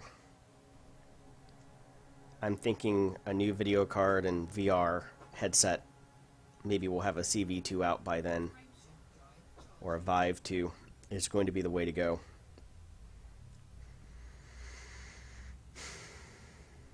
Unfortunately, medical expenses this year pretty much killed the extra spending. Killed the discretionary income, disposable income this year. Oh, I've got to buy a few things that I wanted here and there, but I haven't been making any big purchase items, $300-400 items.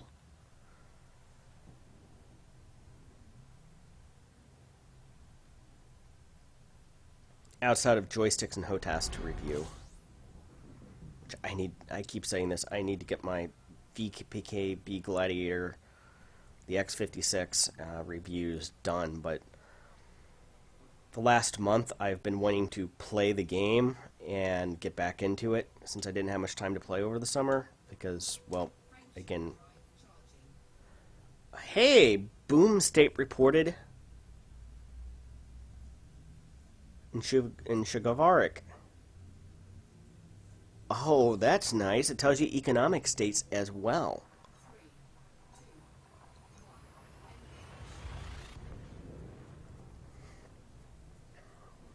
That is really...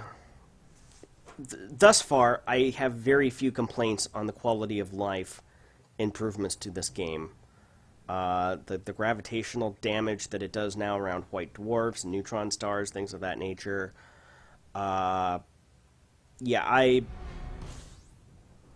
new hyperspace animations. So I think I need to go to Stavarik 3.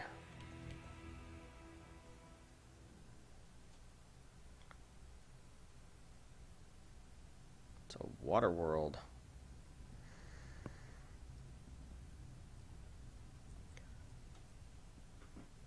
And I will say this much. Like many things that I think annoys the hell out of people with Elite Dangerous, I can already see subsystems coming into play that'll be needed in future releases down the road. Again, they're laying that foundation, that framework, that other things will be built upon. You can start to see why the mission system needed to be overhauled earlier this year and how that's now built into the passenger missions. And I know in some videos on my YouTube channel earlier, I was kind of critical from what I saw initially on the passenger mechanics, but there's a little bit more depth there than than they had shown off in that demo. And while the bulk passenger mechanics really aren't that much different. Now, is there something here?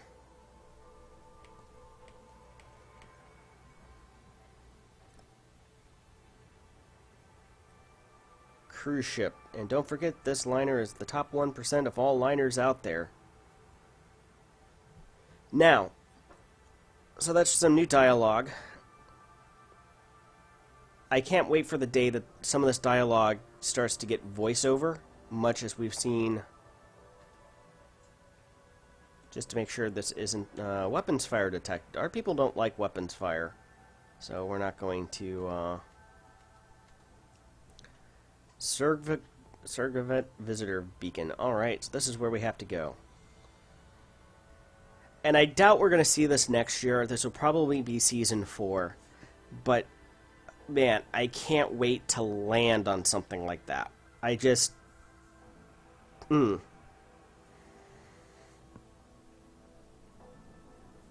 I've said this before in the stream, I'll say it again. There's a majestic beauty to this game that keeps me coming back and playing over and over and over again.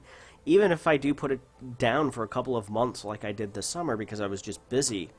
And then whenever I have come back to it, yeah, it has its faults. Powerplay needs to be completely overhauled. And it's very interesting that they're talking about out around Jacques Station, making it player-controlled areas.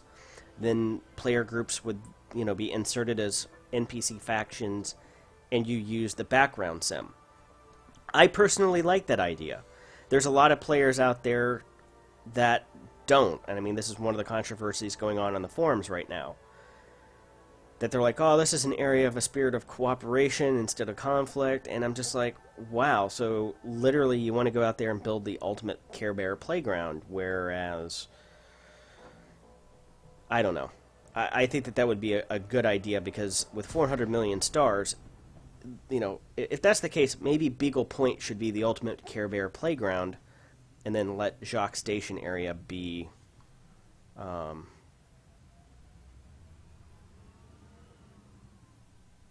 That's the second time I've noticed it's done that. It's like I've had some weird gravitational... Oh, I mean, just look at that. That's awesome.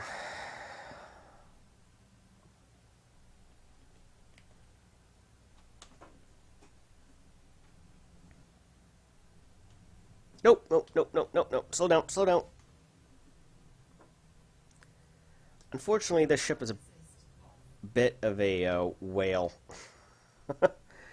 It goes very fast in a straight line, but doesn't turn. All right. HR 7451. Galaxy map.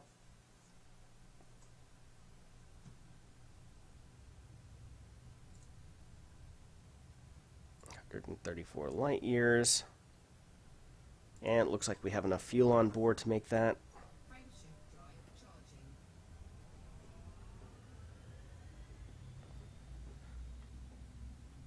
Overall, I know that it's never going to be enough for some people, but I'm satisfied with what 2.2 is offering thus far. I'm sure people will come up with problems and stuff like that, but overall, from what I've seen, you know, first playthrough here, I'm relatively enjoying what I'm seeing.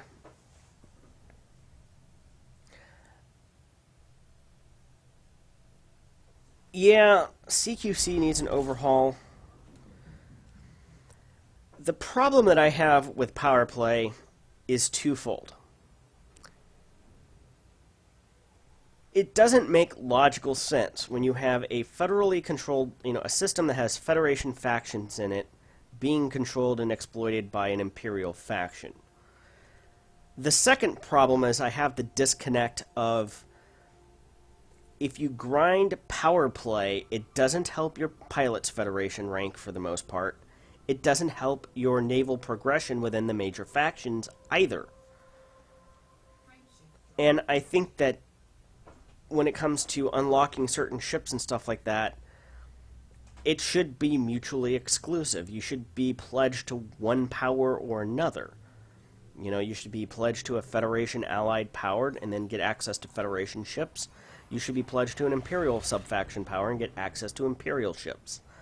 the people who are walking around right now that have, the rank of King Admiral in both fleets just doesn't make any logical sense. One of the best ways that of people in comment sections and YouTube and Twitch and elsewhere that have come up with an idea to rectify this is to have a naval rank that you have to get via Powerplay. And that unlocks areas and stuff like that. And maybe unlocks access to the various ships and faction weapons and things of that nature. And change what is currently your naval rank to a security clearance. And your security clearance is what gains you access to permitted systems. Because it would make sense that if you're a neutral trader out there, that maybe you are one of those backroom dealing types that you're the back channel between both sides, and you have a high trusted security clearance with the Empire as well as the Federation, and then maybe you could insert some sort of ranking system there for Alliance and Alliance systems as well. And maybe also have it that the higher your security clearance, maybe you get a discount at, Imperial station or Federal or Imperial stations, but then have your naval rank dependent upon Powerplay. And I would tie Powerplay into more of the background mechanic sims, to where if you're exploiting a system that you don't have a controlling faction in, it costs you Powerplay points or CC currency or whatever. But if you can use the background sim to expand, let's say, an Imperial faction into that system and get them to take over that system and control of that system, then it garners your faction extra Powerplay capital and extra resources and things like that. I don't think that Powerplay is necessarily a bad idea in the basics. It just, there are a lot of ways that it could be redone to make it better and make worthwhile and more sense. And then for independent and non-major faction-aligned powers, I would have it to where, in lieu of naval rank, the missions and the merits that you turn in help your pilot's Federation rank or something like that.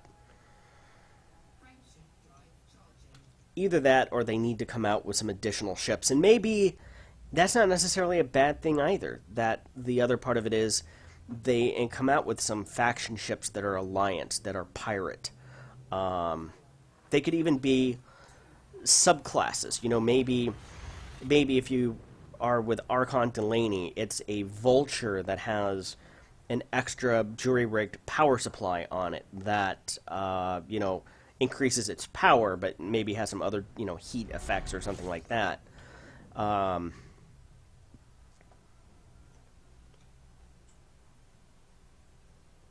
At any rate, I think that there are things that could be done to make Powerplay better. And those are just some of my ideas. You can feel free to disagree, come up with your own ideas and stuff like that. But now, I'm not under any delusion that whether or not we'll see that substantive of an overhaul to Powerplay, don't know. One could hope, and do I see them doing everything like that? Now, Powerplay itself, as in competing not directly for control, but through the background system for control, I'm actually, oddly enough, okay with that. Are none of these stars scoopable, or do I not have a fuel scoop anymore? I no longer have a fuel scoop on board. Do I? Nope. Fuel scoop. Never leave space dock without one.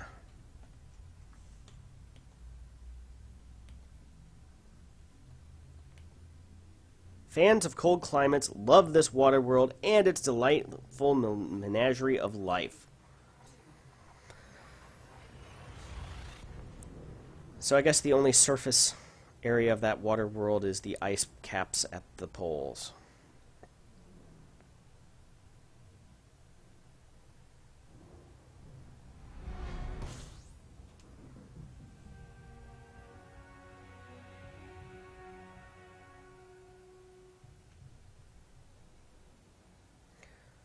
please tell me, okay, got our terminal. Like, please tell me. HR 7451 visitor beacon.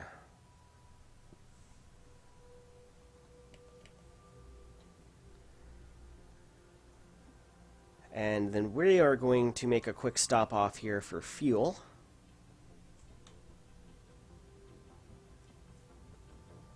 Everybody get out, stretch their legs, use the restroom, visit the vending area, buy some snacks, get another soda for the rest of the journey.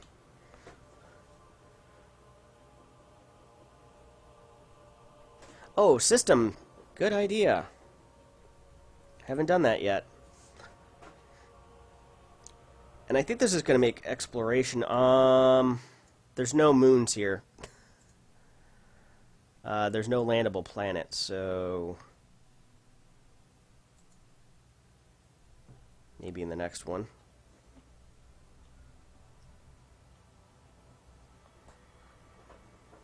But man, now that I know that my cutter can haul first-class cabins and stuff like that, I'm going to love this ship. You can literally do anything you want to do with it. And it's fast enough and heavy. It has enough armor and shields and engines that if you have to stand and fight, you can do it. If you don't want to fight, you can just run away from just about everybody else. And nobody else, unless you're up against another cutter, nobody can mass lock you. So you boost a couple of times, and you basically moon them as you fire up your FTL or FSD drive and jump.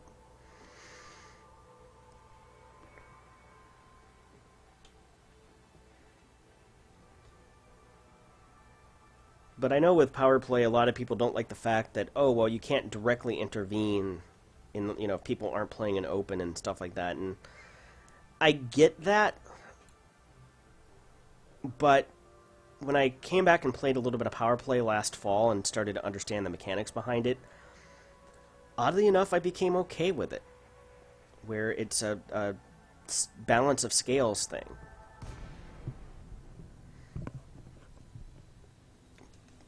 But another thing that's going to be interesting to see is apparently eventually we're going to be able to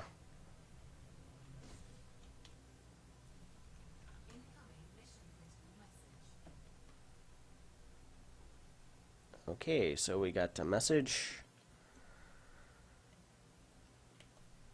Visitors flock to this system because of the 6 planets it contains that are capable of supporting life. The locals emphasize this by spreading entertainment across the different worlds.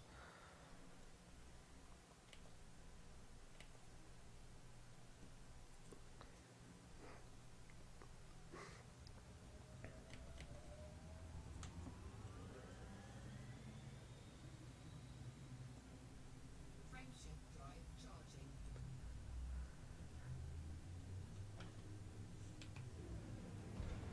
4, 3, 2, 1. Engage. So I guess we now head back to, I think it was Founders World, wasn't it, where we were?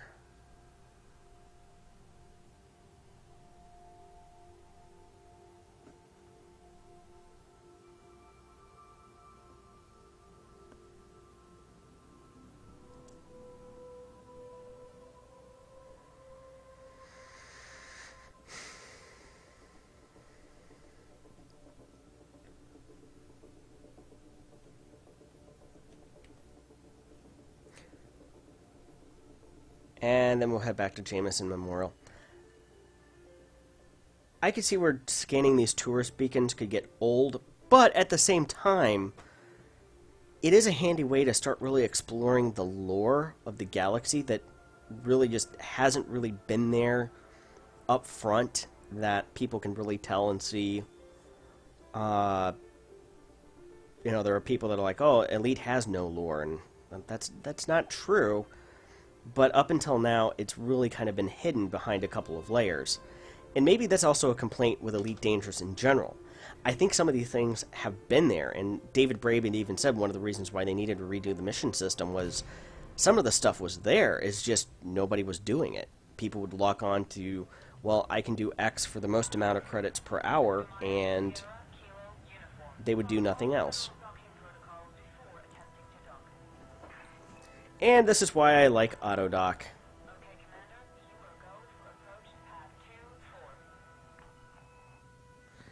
And they've added some more dialogue, it sounds like, with space traffic control. I'm delighted to, ooh, and I think new ads too. Either that or those ads have gotten a lot clearer, but I think those are some new ads as well. Security services.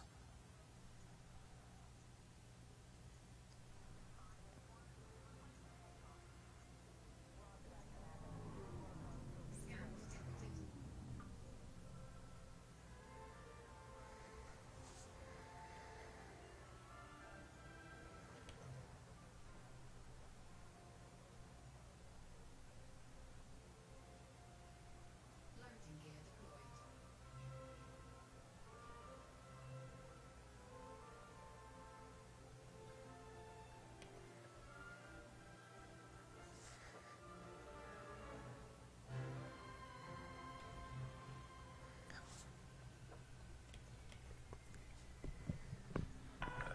Yeah,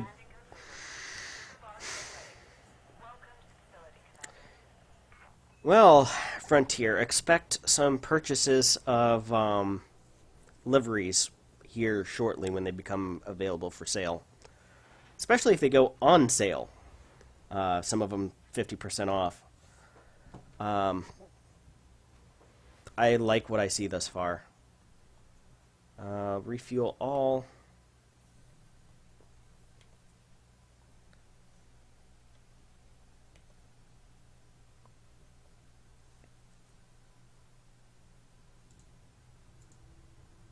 Huh. There's some jagged edges there. I don't know if that's a glitch or if that's supposed to be there.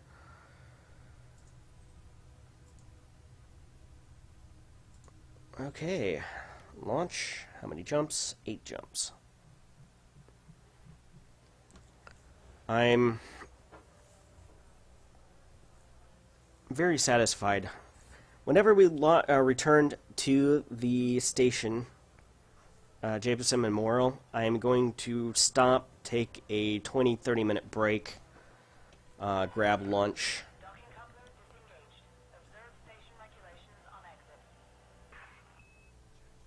and then probably come back and do some more. I'm going to grab lunch. I'm going to check emails and phone messages and stuff like that. Make sure.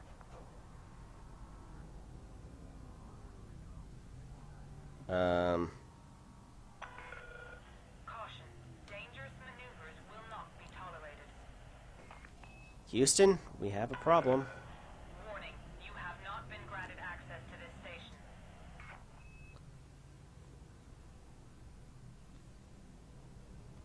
Ooh. Mission critical message.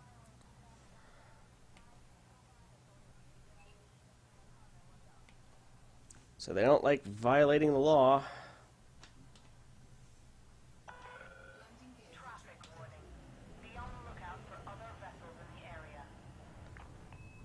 Yeah, but I still say I'm bigger than a Beluga liner, so therefore I have right of way.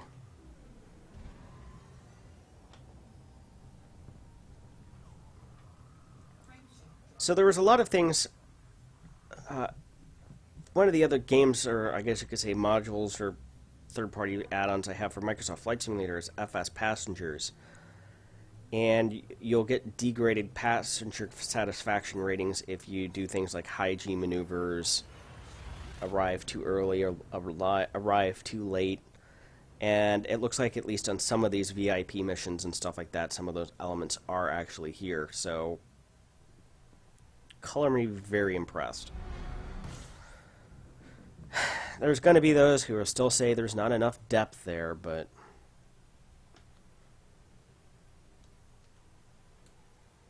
frameshift drive. not enough fidelity. Frameshift drive charging.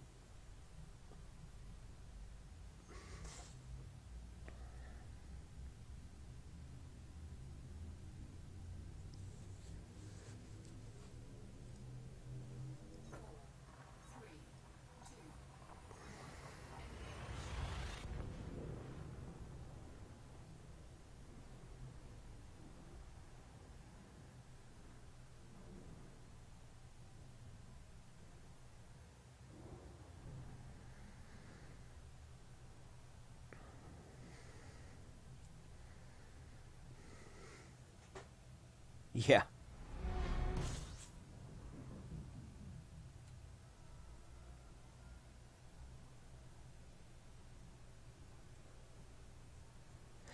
Yeah, the frame shift drive animation is a lot better. And it's one of those things. It looks better on my flat screen. I I can only imagine how it looks now in VR because with Track IR, I can tell that there's now a depth to the field of vision, and before it was rather flat. Now there appears to be some volume to it as I kind of look, to side here. VR headset users rejoice. I mean, I got the opportunity to play this about 16 months ago for a couple of weeks with a DK2, and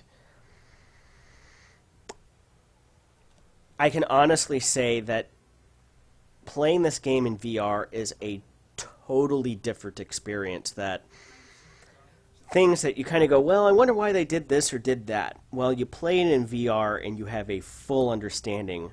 Not only that, but the depth and the size and vastness and the feel of the universe really comes home to play when you're going into a station and you start to really get a sense of scale of just how big these cockpits are, how big these stations really are. It's just, this is probably the first game that was truly designed for VR, and I'm not willing to spend the money to, well, this year I can't. This year has been a very expensive year with medical bills, and they're not over with yet. So the normally I have $3,000 or $4,000 a year that is discretionary vacation, entertainment, stuff like that, and it just hasn't been here this year. Dropping 20, $30 on more paint jobs or something like that. That got plenty of money to do that, but to buy a new video card and a VR headset, nope. Just not in the budget this year. Planning to build maybe build a new computer next year. I might just upgrade the video card again. I've got a quad-core 3.4 gigahertz machine with 16 gigs of RAM. Until there's a definitive reason that I need to upgrade, like if the next generation video cards can't need something more than a PCI 2.1 bus or PCI Express, then I will consider building a new machine. Or if clock speeds are significantly faster. Yes, less pop-in. Neutron star frame boost or frame shift drive to 200 light years on average. Well, that could make going up to Jacques Station a little bit more interesting. Although I will say, I think that to go out to Jacques Station requires more than 10 million credits.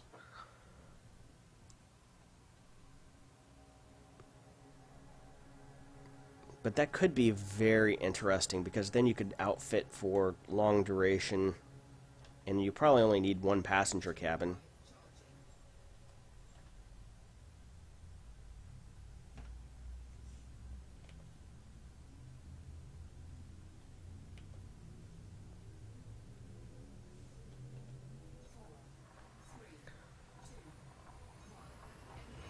So it does this automatic alignment thing now, which, I guess that's okay.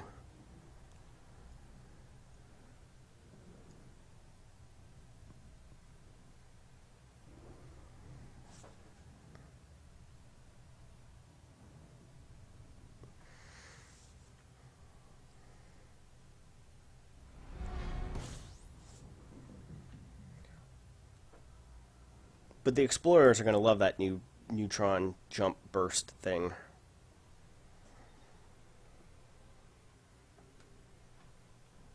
Frameshift drive charging.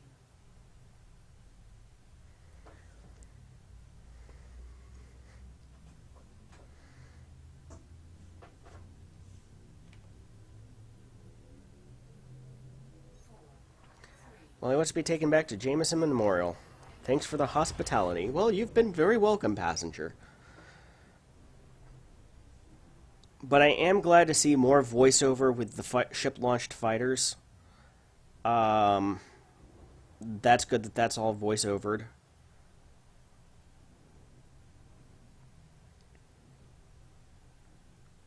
I'm hoping that we'll eventually see voiceovers come to just generic background text as you're flying around. That would add more lived-in feel.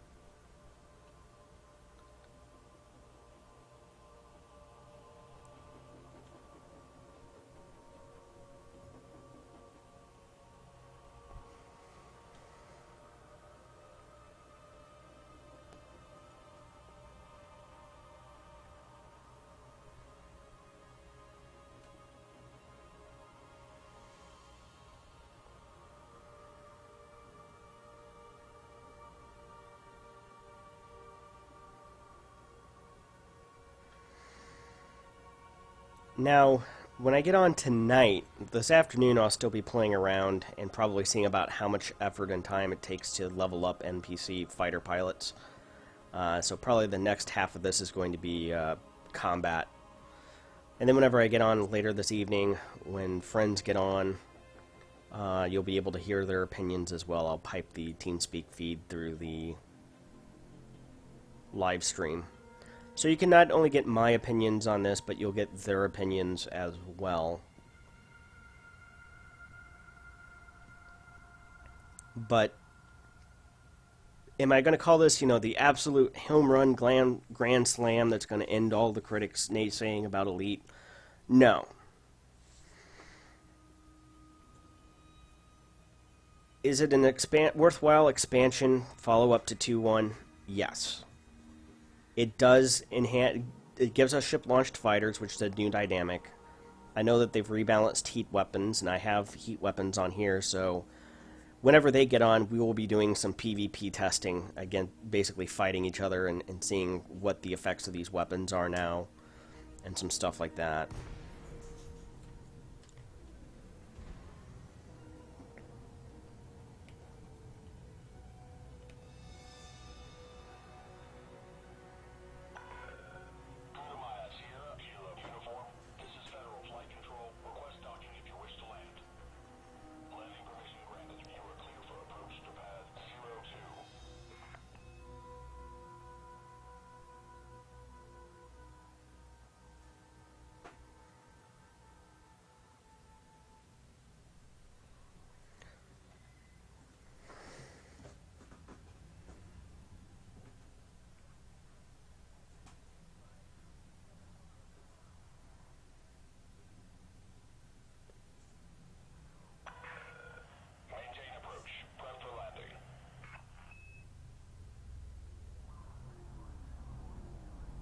Scan detected.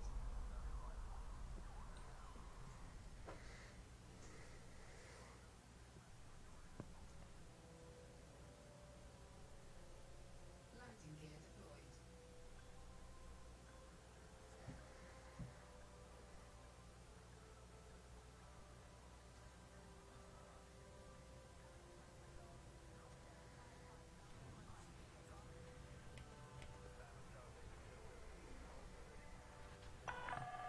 Contact. Ship secured. Welcome, Commander. Passenger lounge.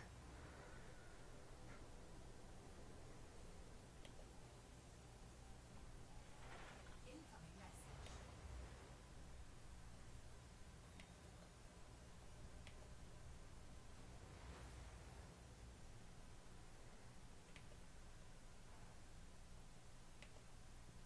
Yay!